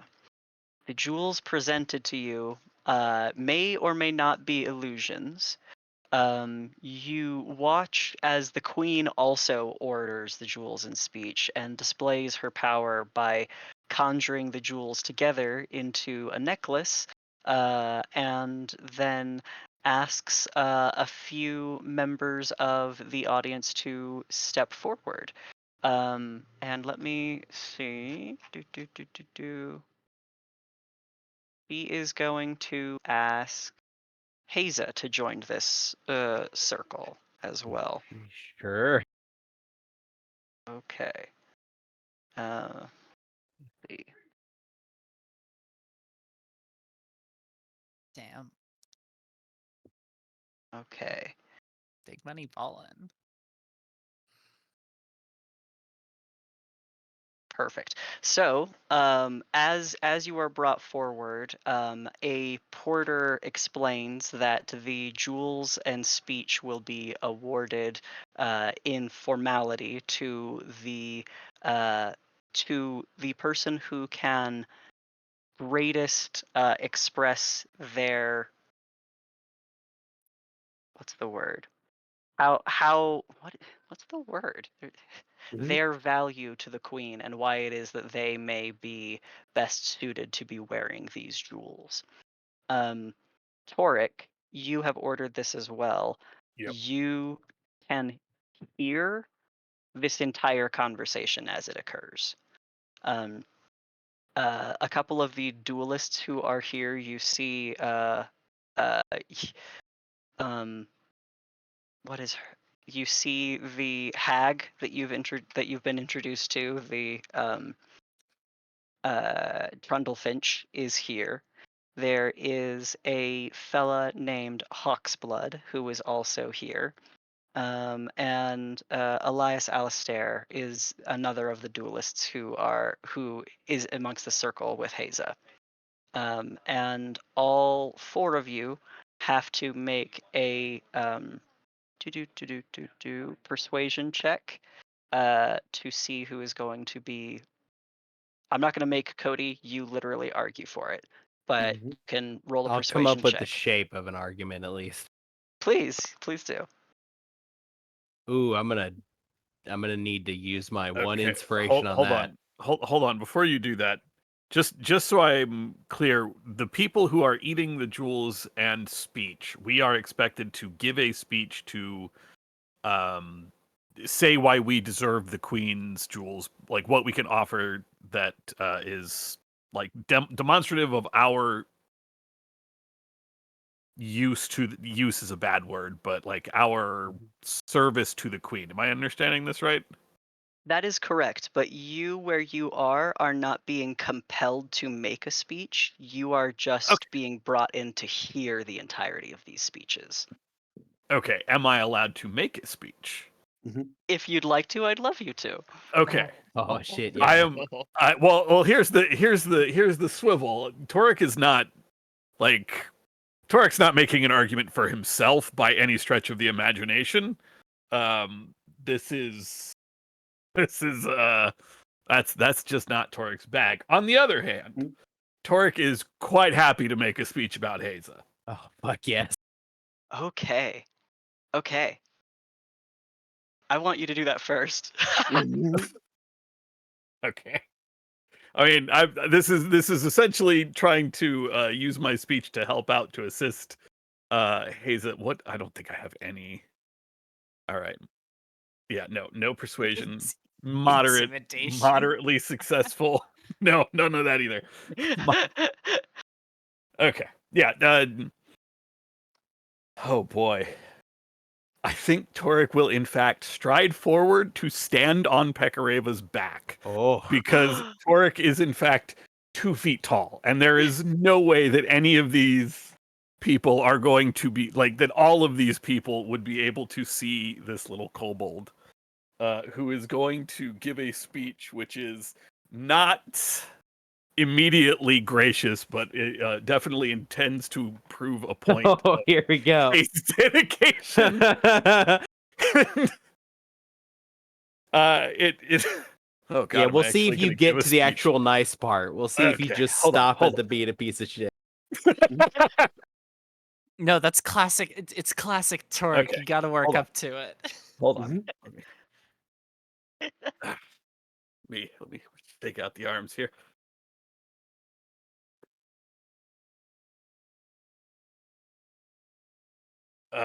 He starts by introducing himself. You can call me Torek, preacher of Asgaroth, Lord of Dragons, servant to the creator of the one whose song created the world, created the material plane, whose echo created this land. I am of no real desire to be useful to the Queen. I am, unlike most of you, I'm not here for personal glory, personal grace, or dedication to the Fae. I am here because I gave my word to one who is. And then he will gesture over towards Haza. Have you ever given me your last name? Oh, geez. The Hazel's full name has always just been given as Hazelin. Hazelin. Okay, that's what I thought. Hazelin has... Hazelin was brought to our world in a form of escape from the politics and finery of this place, to which Haza has, through a sense of duty, eclipsing even the magics that kept her past, her life, her history from her, drawn her back because of the need to fulfill the services for which she was born. A calling to this sort of place. One which led her to our world, my world, and I will gesture at any other material planers that I know about, like my friends, obviously. While there, Haza has done... Oh, I just broke my pencil eraser. Oh, Oh no. It's fine. While there, Haza has done a number of things that have made a great change, a great betterment of the material plane. Once the enemy of this place, now in a stalemate, and yet Haza devoted time... I can't even get my voice right, jeez. Devoted time to making sure that that place has gotten better, whether it was defeating the doppelgangers that are so close to her own kind, whether it was descending into a tomb city to defeat an archlich. None of these great accomplishments hold a candle to the fact that Haza has returned here. That Haza is here, and I'm sure it is no secret, to defend the Sealy Court in an honorable duel if she should be selected champion. In efforts of a life that she at one point had wished to forget so strongly that it was purged from her mind.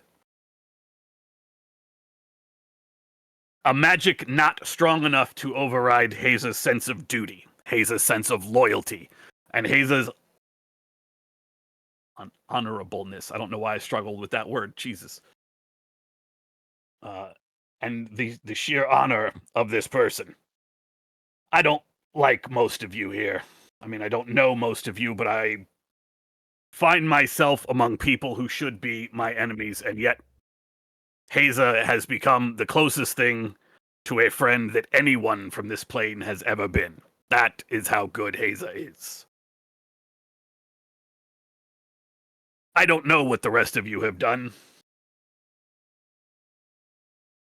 I do know that there are those on this plane who know what Haza has done on my world. And if her deeds have reached you here, but your deeds have not reached us there, well then how good can you really be? How worthy can you really be?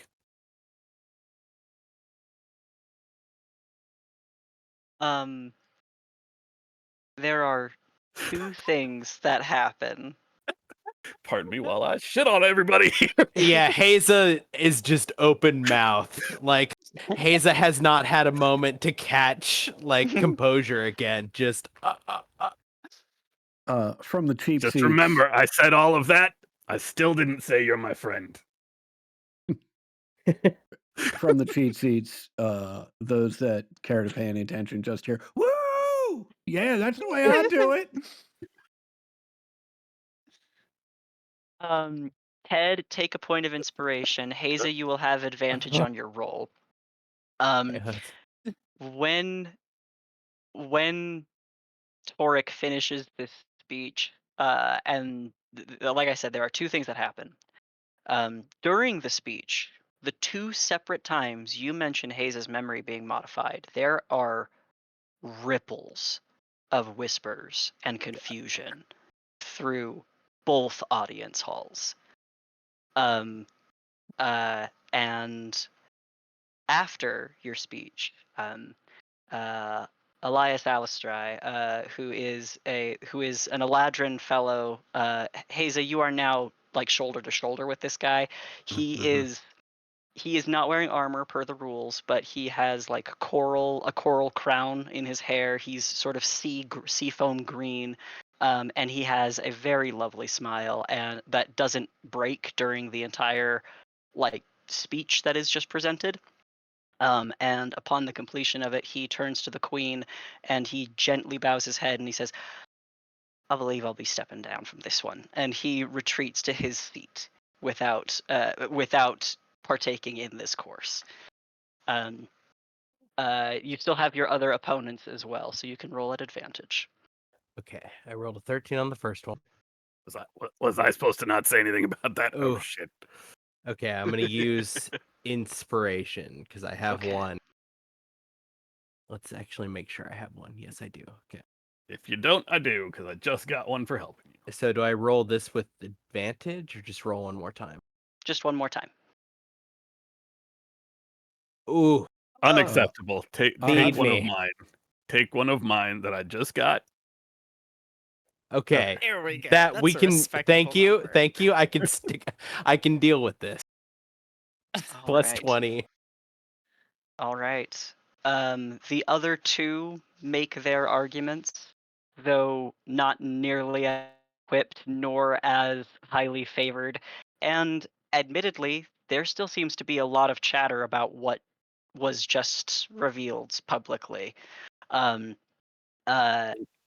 Oops. the other, the other two, I think do not stand a Maybe- chance. I If shouldn't have I- seen an actual speech on 2 hours of sleep. if I may, I think my the pointed edge to my speech, the thing that I have is essentially making the case that like Haza makes the claim that her life is a monument to improvement and change in a place like this that is not the way that it generally works.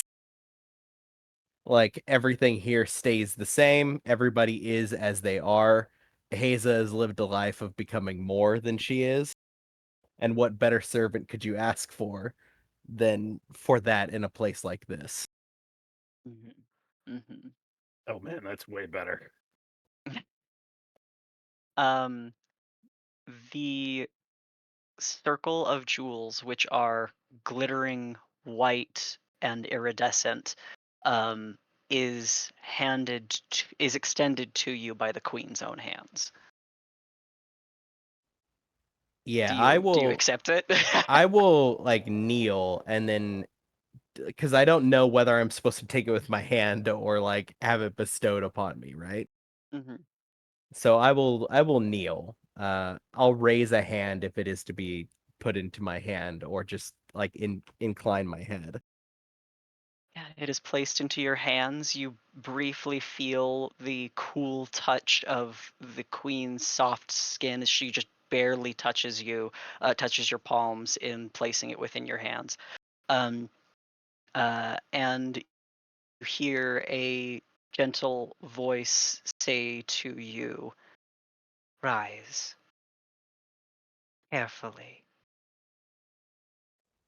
I will rise, not lifting my eyes. You hear gently, "Your friend is very lucky to have someone so thoughtful as his guardian."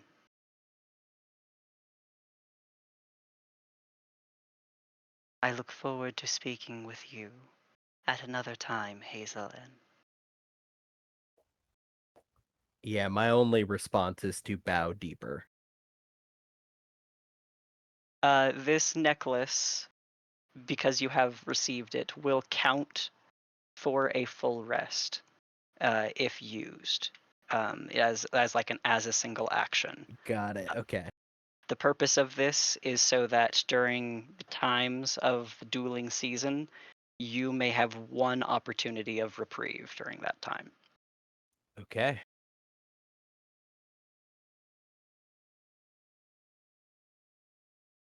Okay. 2 thumbs Where? up, shit-eating grin on the I dragonoid face as I walk back to my chair. Yeah, Torque, you catch as like the head is inclined, I glance just a little bit over my shoulder and throw you like a wink, but you could see like her beginning to mouth something as she turns her head back forward. Probably mouthing in the process of like, holy shit. All right. The next item down the menu is the Swans and Crowns, which Ulvius is interested in. They are enchanted to appear alive, fully feathered, and singing while they're being carved. However, they are entirely inanimate. Flying swans fly over the crowd, dropping crowns upon the diners. If you would like to try to catch a crown, Ulvius, you need to make an acrobatics check. Sure, I'll land on my ass trying to catch one of these things. Keeping it? Sure. Okay. The one that you have coming for you, a taller person just reaches up and takes out of the air, That's so unfortunately. it's like when they steal the baseballs from kids. Yeah. That's what I'm imagining. Oh my god. No, yeah, exactly. Yeah, Elvius sits down and says not a word. If Finny sees this, could she like try and grab one for him, considering she's probably taller than everybody, or a lot of folks here? Yeah. Yeah, I'll let you do that, but because you didn't select it, we'll give a Yeah. little penalty. Well, I mean, I'm But go making it for at it. disadvantage and -1. Oh my god, yeah. I don't know how else you want to. Yeah, what else could go wrong? Nope. Whoops. They're just floating out of reach, these little crowns, as they're very small and light and drift around kind of like balloons. Sorry, Olvius. I tried. Oh, well, that's very kind of you, Finny. Thank you. The law wine, I see a couple of you have taken. Let's see. It is vile. Sort of turns the belly. I need Godric and Finny to Huh? make con save against getting sick. Oh, why does it always have to be Godric? I've been Yeah, doing yeah. noticeably bad at these tonight, so I but got I can't let my claw a. line go down. It holds a dear place in my heart. The claw wine stays down for both of you. Oh, Give me another glass. Extra See. meaty claw this time if you can. Thank you. Ah. Okay, the smoke puff pastry for Finny and Godric. Again. Big appetites. Have a molten gold center that burns the tongue when you try to eat it. Let's see. Eating one means the diner has burned the tongue and has trouble eating, has trouble speaking, and must communicate using gestures and facial expressions. They gestures and facial expressions. It's very silly. It says that you have to pass a charisma check if you wish to convey a message to somebody throughout the rest of the meal. No, I don't. I have telepathy. My Yeah, friends you're will fine. convey the message. Okay, the castle pastry, which Ulvius and Haza, and I believe Torek, you wanted to try that one as well?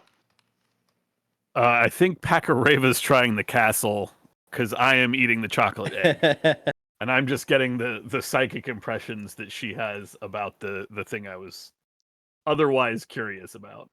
Okay, let's see. The castle pastry is in fact shaped like a little castle and full of tiny inhabitants who scream and flee as you bring a fork towards it. Mm-hmm. When it's served, the fact go for it. this is the one Pacarave is eating. Yeah, So Amazing. it's like Amazing. Yeah. it's just a kaiju movie. what were you saying, Adam? Yeah, as it's being served to me, I say, "Oh no, I'm afraid there's a mistake. I believe that individual ordered it," and I point to the dude who stole my crown. Hell yeah, hell yeah. Do you want to? I think I have to make you roll a deception check.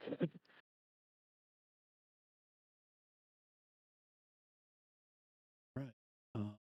Not my greatest stat. I, Oh, I that's think I'll keep fine. that. Yeah. Yeah, that's a good roll. This little mess of folks are brought over to the other person, and you are instead brought under the mistake that they assume that they've made, the smoke puff pastry. However, you have now seen Finny burn her tongue on it and can carefully eat it without danger. Great. And the chocolate egg for Torek and Inks has a boiled chicken inside, and you hear someone else who's gotten it like kind of complaining a little bit. Crunch. Yeah, and someone else is like, what did you expect to see inside of an egg? Obviously. Torek has zero compunctions eating this thing. I am trying to get the taste of rotten meat out of my mouth, so I do not have a problem right now. Perfect. All right. Dessert goes down easily then, except for those who burned your tongue. Let's see. Let's see. As the you know what? Things are going to change a little bit. As the hall begins to quiet down from eating, there is whispers that you're beginning to hear. Finny, I think, probably picks up on this a little bit sooner than everyone else, but eventually each of you are hearing that there are folks around on each table that are kind of whispering about memories. And you hear that word brought up over again. Occasionally, you also hear like Hazelin, but this, I the concept of blocked memories seems to hold everyone at in a little bit of a choke until This. Guys, I think I fucked up. Guys, I think I fucked up. No, it's good. It's good. No, this is good. I like this. Whatever this is, it's good. What's all this about Even if it's hazel bad. memories? Uh-oh. Oh yeah, I guess I don't really have that information. Well, I'm not next to Penny to explain it anyways. Also, I burned my tongue, so so much for giving details about anything.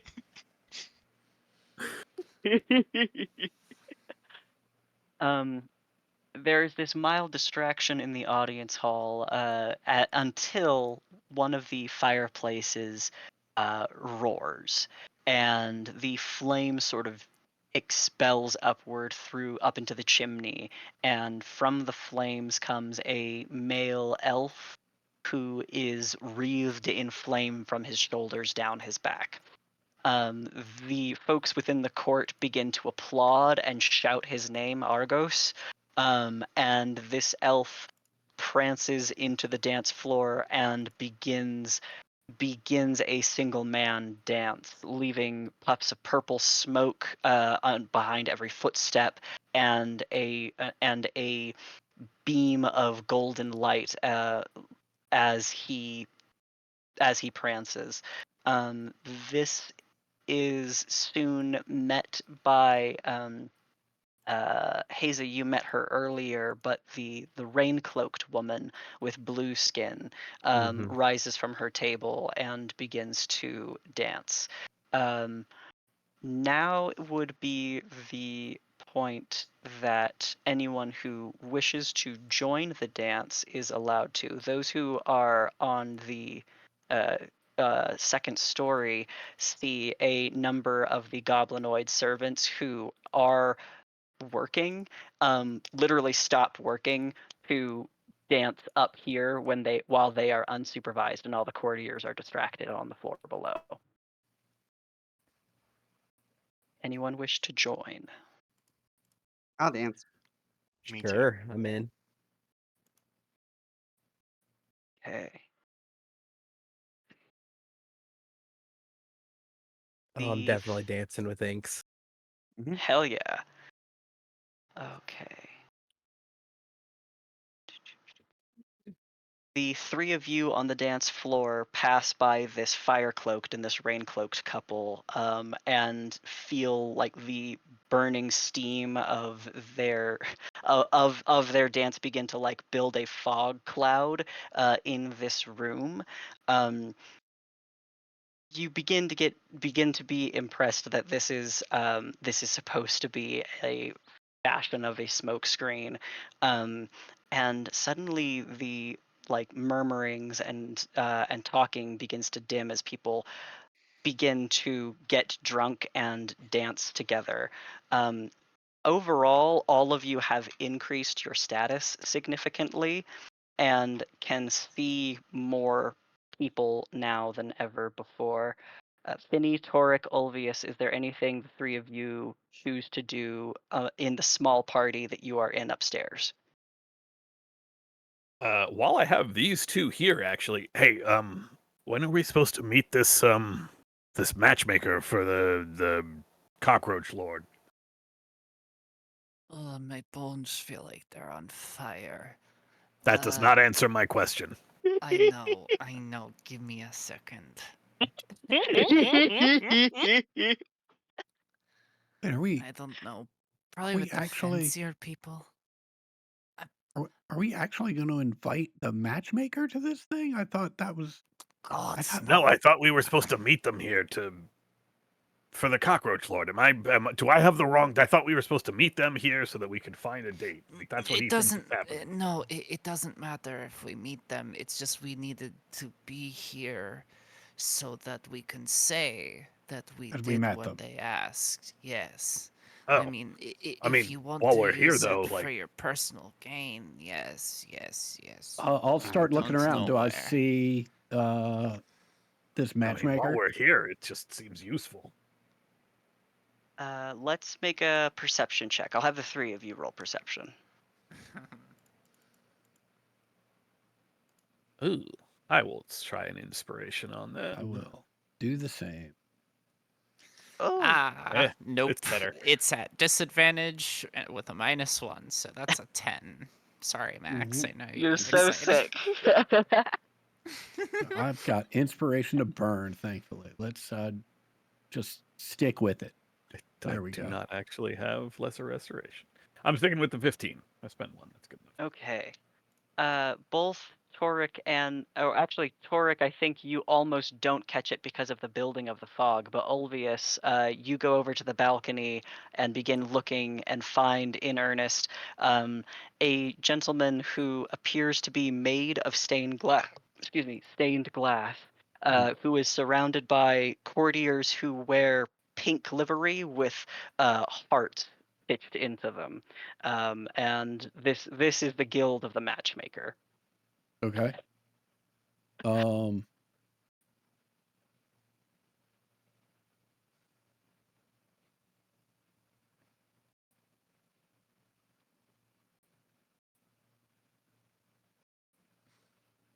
Is he dancing? He is not. He appears to be watching. Okay.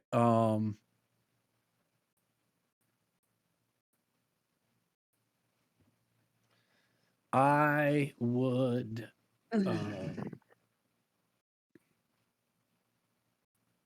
oh, actually, I don't even need to do that. I know what I'll do. I would like to spend 2 sorcery points to use subtle spell to cast sending. Awesome. And hey, Godric, the stained glass dude. That's the matchmaker. You were Inks or Hazelnut. Somebody should dance with him so it looks like we've made contact. Smart. That's a great idea. I'll head over there now. I'll have to be. I can't really. My tongue is pretty hurt. And I'll start walking I towards will. the. I will turn to Finney and Torek and be like, "Well, I sent Godric a message, and I know he replied back, but I couldn't understand a word he said. Sounded like he had cotton balls in his mouth. It was crazy." He might have burned his tongue like me. Well, That's what's why that, I'm talking Finney? in your head. I'm speaking in your head. I'm just You fucking with can you. hear me. Ha ha ha. So you found the matchmaker. Oh yeah, sorry. I guess I buried the lead there. Ta-da! Yeah, I said I told Godric that one of the crew down there should like introduce themselves or go dance with them. So that way, if anybody's keeping an eye on us, it'll look like we've made contact. Smart move. Smart move. Point him out for me. I do. Okay. I just wanted to know who we're dealing with. Yeah, absolutely. Right. Might be useful if anybody knows disguise self, which surprisingly I do not. I want to go talk to him so bad. Ugh. You know what? Fuck it. Finney will get up and can Finney see this stained glass individual? Let me double check your status. Yes. You finally broke 20. Oh my Hey. god.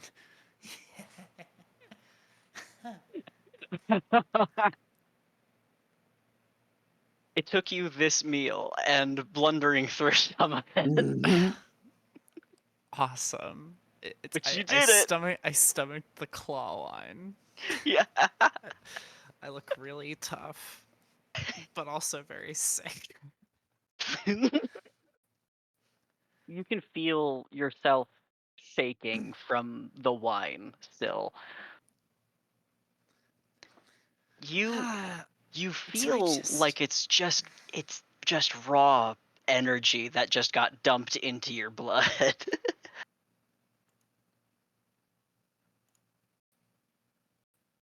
Verbal somatic. Alright, fuck it. Wow. She's going to cast Oh heal my on God. herself. Holy shit. What does that look like for Finny? She will probably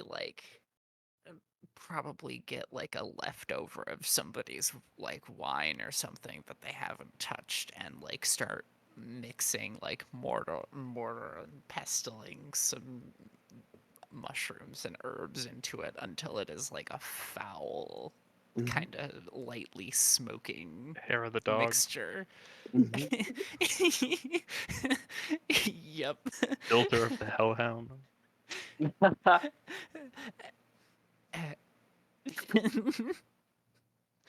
and then she just like plugs her nose and tips it back. Oh, wow. Oh, I can actually talk again. Oh, Feel better? That was sure something. Mm-hmm. It's a family recipe, I guess, passed down for a long time.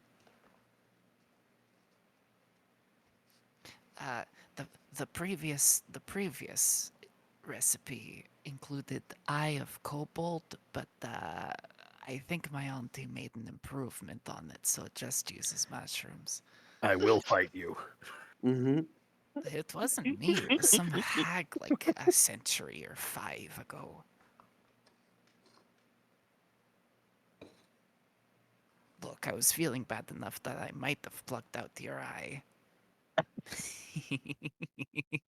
She smiles.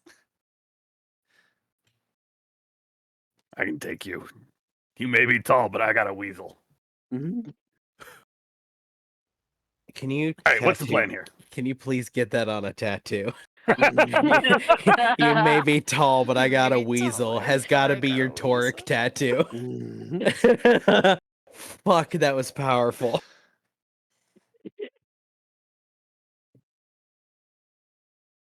All right, so what's the plan? What do we want to approach? Are we just leaving this to Godric? I mean, does it really hurt us to actually find out what this guy could tell us? That's That, I mean, my that might idea. make our plan later a little easier, you know? Yeah, Well, I I don't know. mean- Are we even allowed down there? I sure fucking am, and I'm gonna just start heading down there. Well, not all of us gave rousing speeches. Hey, go she'll like nudge the goblin sitting next to her. Are we allowed down there?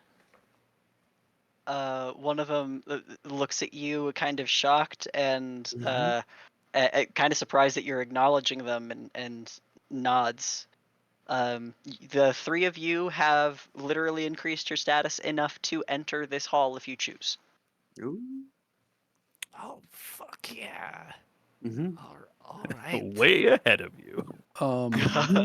Let's get in there. I'm hanging out up here. I want to keep an eye on Torek and Finny and see if anybody gives them grief as they try and enter the hall. All right. Sure. I don't think you see anyone stop them, but you do see a couple of turned heads. The fog is doing a lot to help you out. That's all I need. I rush over to the dude who stole that crown and I throw a punch at him. What?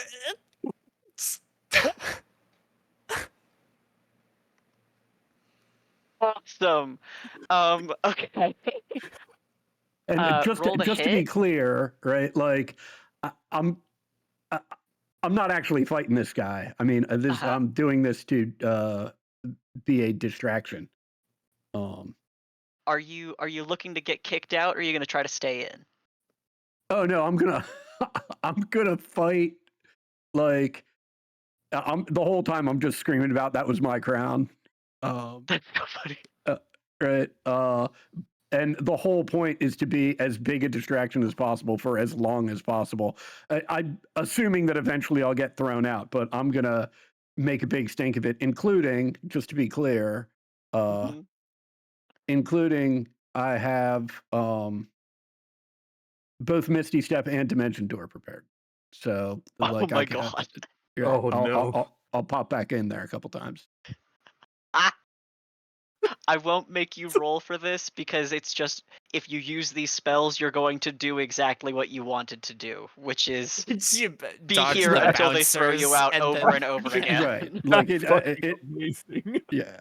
And it's literally like as soon as it becomes, if it ever becomes clear to me that, oh, no one down there is paying attention anymore anyway, and now I'm just being a nuisance up here, then I'll just cut it out. Like I'm literally doing this just to, you know, create a smoke screen for Torque and Finney. Yeah, yeah. I think the success of this manifests thusly. The folks who are here hate that you're killing the vibe, and, and Also my brand. eventually, eventually the guards for the lower party have to come out of the greater hall to get you because the goblins who are up here cannot manage to keep their hands on you. Great. And Effectively leaving more people, pulling more people from that right. room. And the last question I have about this entire endeavor: how many points does my prestige go up because of this? Awesome. No, I'm just Sort of kidding, become obviously. a child in a 90s like Yeah. action comedy movie. Yeah. We're like, Oh, That's that's all. funny. Thank you. Yeah, brilliant. Yeah. There's obviously a little bit of a loss of status here, but Yeah. Well worth but it. you still manage. The number I've taken down has not brought you below the threshold to see the matchmaker. If you were allowed to see him at this time, which you are not. Right. Finny and Toric, and to be fair, Godric, who got the sending. Are you guys headed towards the matchmaker? Yeah, I'm walking over there. That was what I told Ulvius I was doing. So my goal is to head over there and just kind of silently like make a very graceful like extension of my hand out and bow towards them, trying to just use body language to ask for a dance. Oh, okay. So it will require the roll per the Yeah. request. So that is a deception roll. I don't know why they decided that, Deception. but yeah, that's what they said. Because of the tongue thing? Yeah. Okay. Unless you'd like to use restoration of some kind.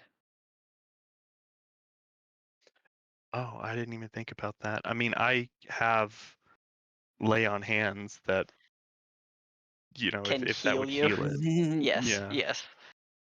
Well, I'm kind of in the silent bit of it here. Okay. So, and I was thinking it would be performance. That's the I'll same as let my you do deception that. anyways. It's It doesn't matter. okay. Uh, Okay. do- However do- you want to roll it is yeah. fine. Okay. Okay. This gentleman he smiles to you and equally silently puts his cold hand into yours and lets you take him to the dance floor. Toric and Finney can see that happening. And I don't intend to say anything here. Just dance very nicely with this gentleman. All right. He is an elegant dancer, and if you do not speak, he says nothing to you. But he's got a very coy smile about the whole thing. Yeah. We don't need to say anything. We're just both gonna have a good time dancing. Okay. Finney and Toric, upon entering the dance floor, what do you do? Oh boy. The person I was gonna go talk to is busy, so I'm gonna have to wait. It looks like Haza and Inks are still dancing. yeah, I imagine Haza and Inks, it's more of a dance off. It's just a very aggressive, like physical kind of like dancing around each other. I love that. That's how we do everything else.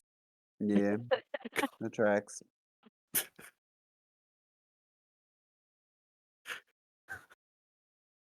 God. Yeah. Oh. Okay. Toric, what are you thinking?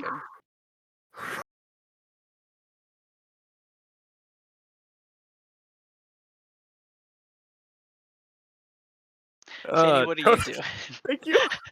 Yeah. I was gonna probably Yeah, wait Ted until is stunned by ray gun. I was probably just gonna wait until Godric was done dancing, maybe ask what insight the matchmaker has. Okay. This dance concludes. The fog begins to melt away. It is very clear that some of the nobility, particularly the king and queen, have taken advantage of the fog and have absconded from the hall entirely. But the matchmaker and Godric remain here and about to part ways at the end of this song. Yeah, she'll just hang around where the matchmaker was set up before and wait All right. to. As he returns to his posse and sees you, he says, "They're popular with the mortals today. Is there something I can help you with?" I'm sorry. I'm back together. I got it. Serious face here. Is it possible for Torek to have approached with Yes. Finny Yeah. or Yeah, sure. well, yeah, I was gonna say is Finny okay? Actually, I'll let you go. I ain't gonna stop you, Ted. Yeah, because Torek had wanted to come down and talk to this guy, to this individual. So I imagine there's that sort of like the dance with Godric stops and like Torek and Finny both start to move at the same time and then both stop. Then both. Okay, do you wanna? I can. You're the first. Okay.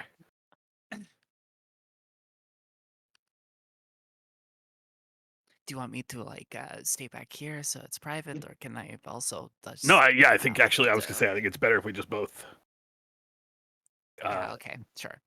I mean, Ulvius is run distraction for us, so we gotta get this done. Okay. Hello. Hello, Torek, material plane, preacher I of Asgroth, heard. blotted. Yeah. Yes, I did hear. Yes. Mhm. Unbelievable and truly remarkable, if I may say. Go on. Wait, You I'm sorry. may Which part? just way all the way here. There must be something you are Well, wanting. well, yeah, but now I'm curious which part is unbelievable.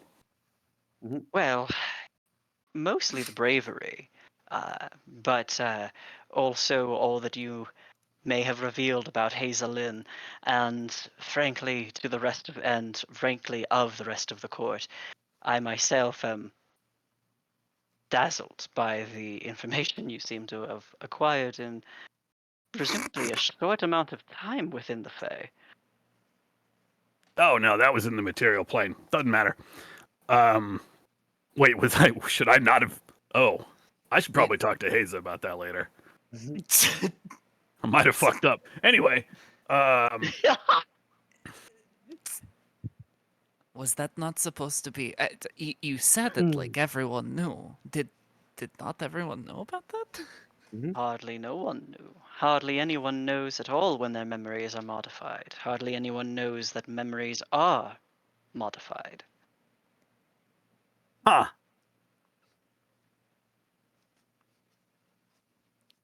Anyway, we are here on behalf of an individual who would like us to approach you for matchmaking services. Do I have the right person?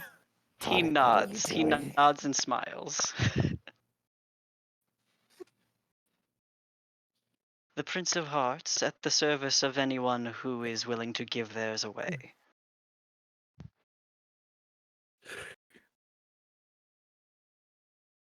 What's that supposed to mean? Awfully cryptic. Any who choose to bargain with me or to bargain in deeper contract of the affairs of the heart, whether that be or otherwise, often turn to me for their blessing. Mhm. I think that's why we're here. Actually, we've been asked by a third party to approach you for matchmaking services. You have for- another psychic sort of growl in your head. What are you doing? I'm doing the thing. What thing? We don't need to do the thing. Yeah, but we might as well, right? No. What's it hurt us? It's been quiet for a moment. We're here on behalf of one of the demon brood. One of the roach brood. He's might here on even say behalf of the Roach Brood. I have nothing to do with it. I know you might assume because of, but I don't know. Unaffiliated. Okay, well, I'm here then because we've been asked. Asked by a roachling. No, the Akishagal, the demon lord of roaches, infesting your sewers, eating your people, which is a little weird. That no one's bothered to do anything about that, but what do I know? And he is seeking my services through you. Am I understanding correctly? Right? I think so. Right? Yes. Yeah, that's us. Yes. Well, I'm honored that such an odd alien within our number is trusting of my services. I can put together a potential list and begin conversations with such potential matches. I'm somewhat acquainted with at least these disappearances. In fact, I would be remiss if I were not to say that I have not been at loss for this creature.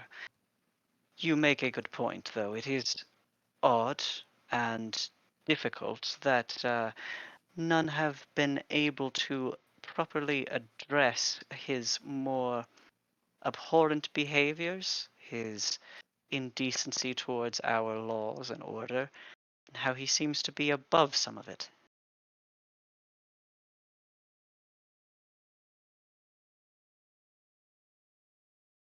I'll be honest. Part of this is hmm. There is also some concern, which I'm sure I'm sure you're aware of the Lathandite delegation that is here. They have some concerns more in line with your own about his presence here in the Feywild. Perhaps that is something that we may have in common, though it's not very often that I find myself in common with the Lords of Light. They ask you to do something about these disappearances. Me specifically. The others have not been approached. Well, you should be within my favor, I should think, if at least these disappearances were to end. Me and mine live underground, and that is also where he Really? dwells. He nods. Is there like an entire underground section to this city? To Or is this, it just like your own abode? my own abode is within the Feydark, yes. Parts of our realm extend within the roots of the trees of Senelise, but my own caverns are not within this citadel.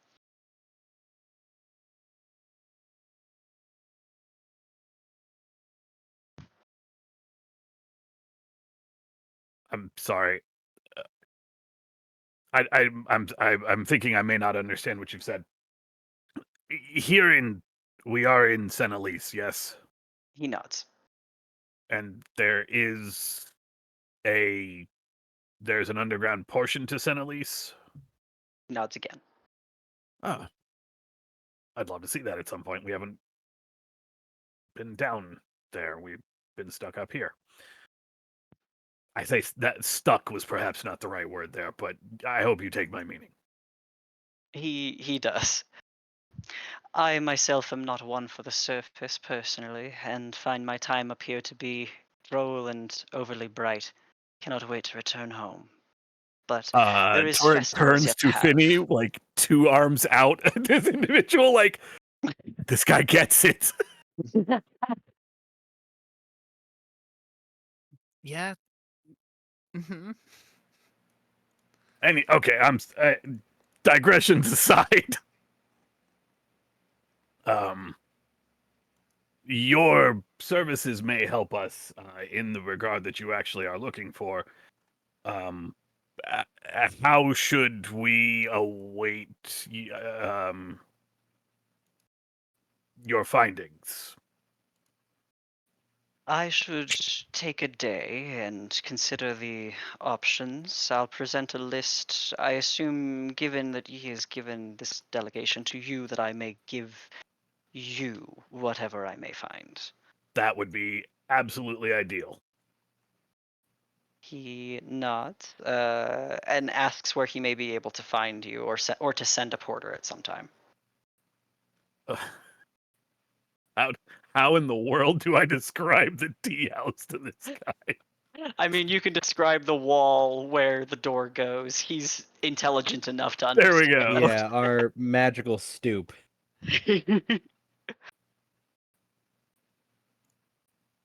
Very well, I will take my time and present that to you within the day. I would ask, however, it is not the case that my services, while they are obligatory, are free. And in this instance, I would prefer that I have the stipulation that at Yeshagal, should he find favor in any of the courtesans I may present to him, that he do remove himself from Lord of the Sewers. I am rather sick of my knights going missing simply because they wander their own holes. I will be more than happy to pass that stipulation along. You mean I will be more than happy to pass that information along? I mean, I'll do it. I meant exactly what I said. I will be more than happy to pass that along. Anything else I might help you find folk with? You come all the way from the material plane to bid service to a Lord of Roaches. It is peculiar. Surely there's Oh, more that I can do for you. no, that's simply incidental to our other efforts here.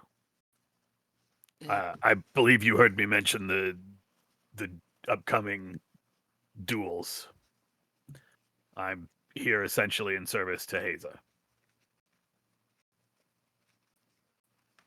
I will turn to Finny. Don't you fucking tell her I said that.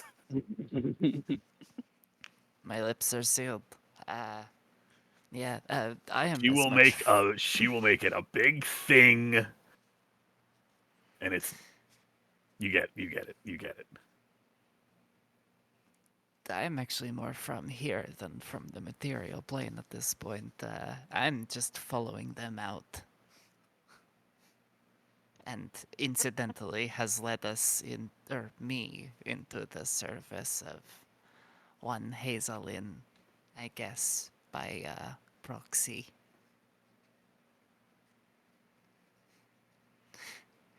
Although He nods. that does mean being included in some of the more what's a nice word for fancy, Toric? Fancy? I mean, that's a nice enough word on its own.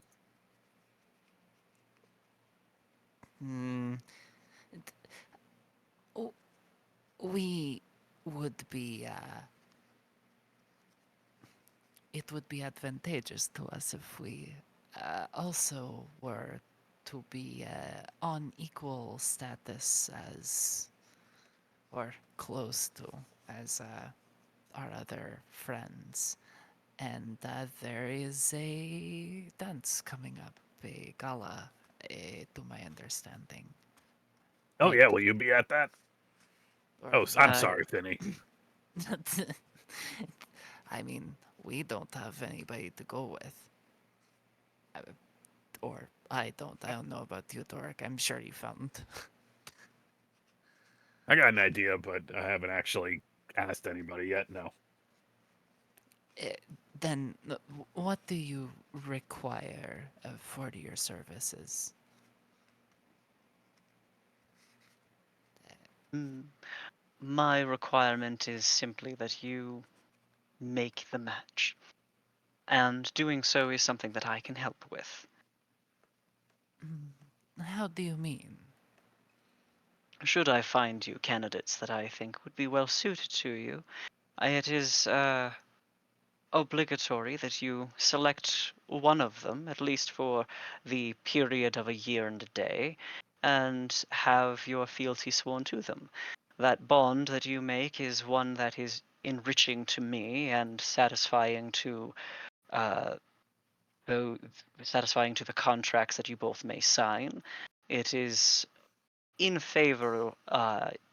It is in everyone's favor to comply with the matches being made. However, I understand that that is not always. These matches for mortals are not often made flippantly.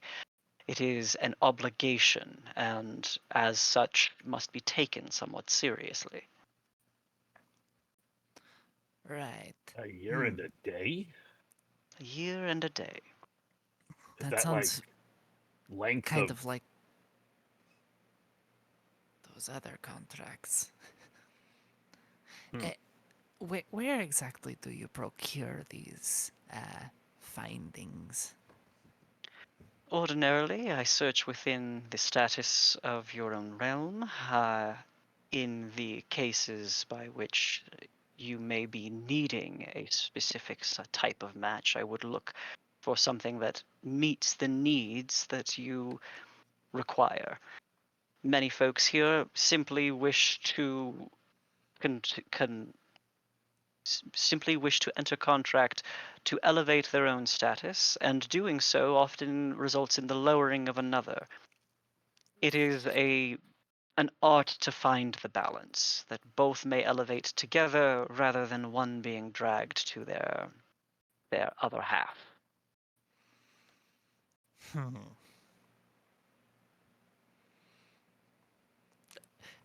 Finny starts counting in her head.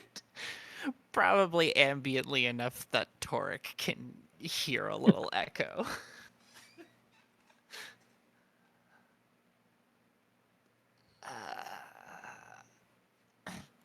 Hold on. How long do...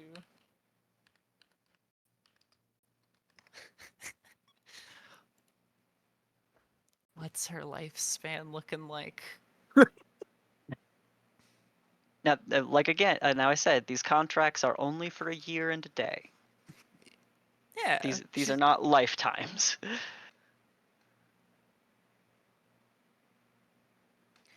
she's doing math to see if, oh yeah, no, she has a, I mean, I have a year and a day to burn if things go bad. She shrugs. But they won't, right? Cuz you've been doing this forever, right? He nods. Yeah, see? Well, maybe you can send a list for potential matches for myself. Certainly I can. With that other one, right? Good, cool.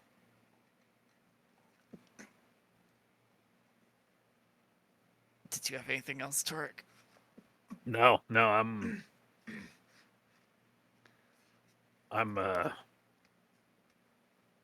My devotion is already set, so I have an idea. We'll see how it goes. I'm excited to hear about your idea. but well met, Prince of Hearts. She'll do a little That's- bow.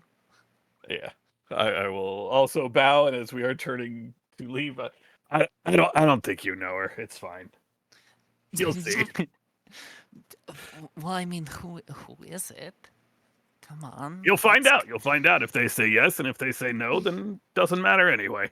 Tarek, it's a tiny place. I'm sure I've heard the name at Tarek least. will Come- just say Come nothing and on. keep walking. Come on. Come on. Remember, I'm holding some dark secrets. I might tell Haza that you're dedicated to her in whatever the thing you told me not to tell her. Never mind that I can barely remember what it is. How quickly you turn on me. I just have leverage this time. So, I'm not saying nothing. Not saying nothing.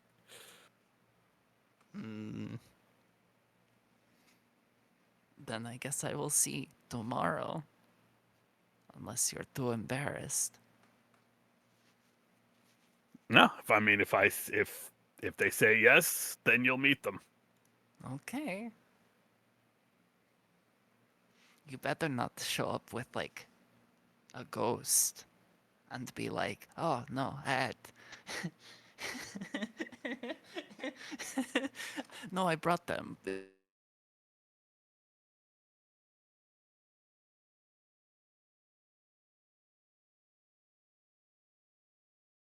They're from Waterdeep.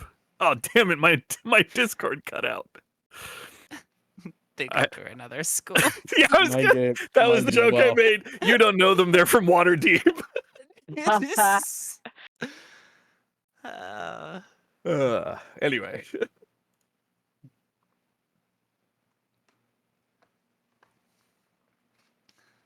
sweet. All right. As the two of you wander off into the fog, Godric, Inks, Haza, anything else the three of you are doing as the dance continues? Yeah. I will ask for Coral Lady's hand in dance. Mm-hmm. Okay, sounds good. We met. We are acquainted with each other. We had a good cry. Mm-hmm. Yeah, yeah. She'll dance with you and ask if you've seen Athena recently. Not yet, but I did formally invite her. She nods and says, "I hope she at least responded." She did. Good. Very, She has a look in her eyes like she didn't expect that. very formal though, which I think is a good sign. That's promising. It may mean that she is taking you seriously and at your word. That's good.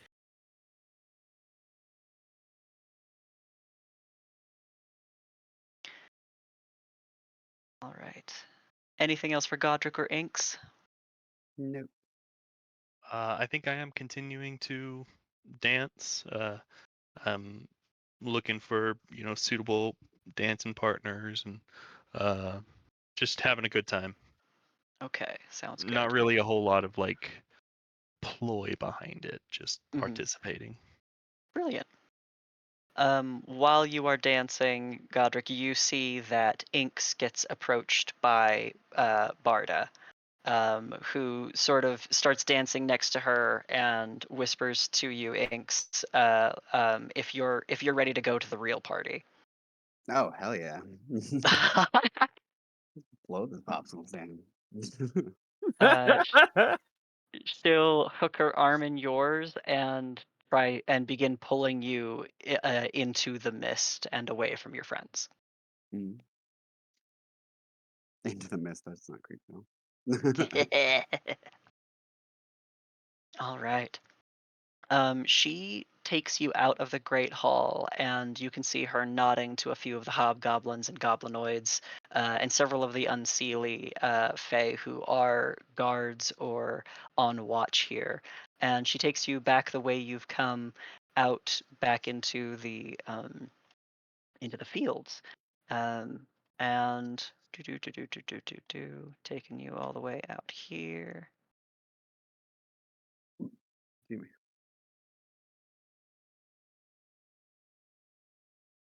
And out near the stables to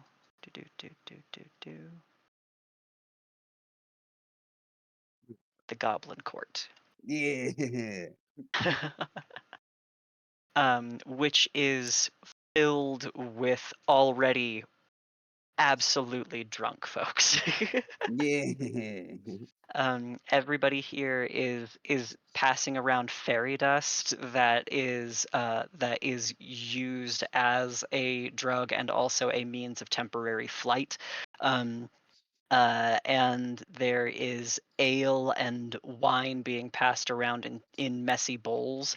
There is sitting next to the fire, very much unlike everyone else, a very old goblin woman who is sitting literally upon the hearth and watching the flames. She has her face sort of cracked in a smile, and her skin is a molted brown black tone that sort of covers in splotches parts of her face, her arms and hands.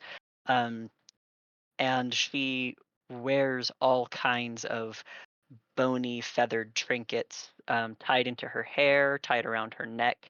In every way, she feels like a relic of a generation very, very long dead.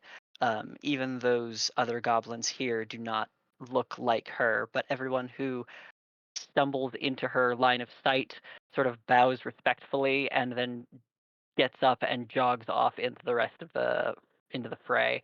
Um, and in a moment, her glassy eyes catch yours, and you feel the silent draw to her. Do you approach? Yeah. All right. You feel the fire warm the stones on the ground beneath you, and her knobby hand jingles with bracelets and rings as she taps the stones next to her, inviting you to sit. Yeah. Her blackened hand opens. You see her long, broken, and harsh nails sort of extending from the tips of her fingers. Palm up, she beckons for you to put your hand in hers. I will do so. It's leathery, warm, and bony and strong. And she says, I am Morgo, and mother of all goblin kind, chamberlain to the Senelise, those who live here, and to the queen. Are you hurt, child? Uh, no. Are you hurting? I guess that's an entirely different question. A bit. You and I have much we can discuss. You have been touched, as others have been, by something dark. I wish to help you free yourself from its pain, if you will let me. That's actually kind of why I came here. Her hand tightens around yours. You feel her begin to squeeze in a way that begins to hurt. And your eyes begin to close. And you feel as if you are dreaming. And before we go farther into that sequence, we're going to call Mhm. session for now, and we'll start session with this conversation.